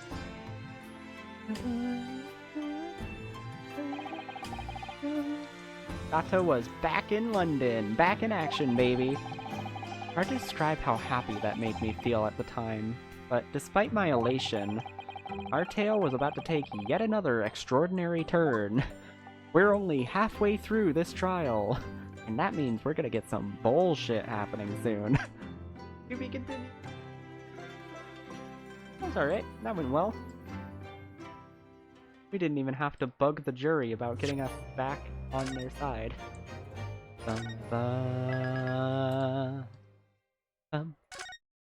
Return of the Great Departed Soul. That title still hasn't come up yet. So that's, concerning. For now, that will be all for today. Went through the whole trial pretty well. Well, the whole first part of the trial. See if there's... No, there's no one worth rating. So, see y'all next time. Bye-bye. Kiss, kiss. Bye-bye.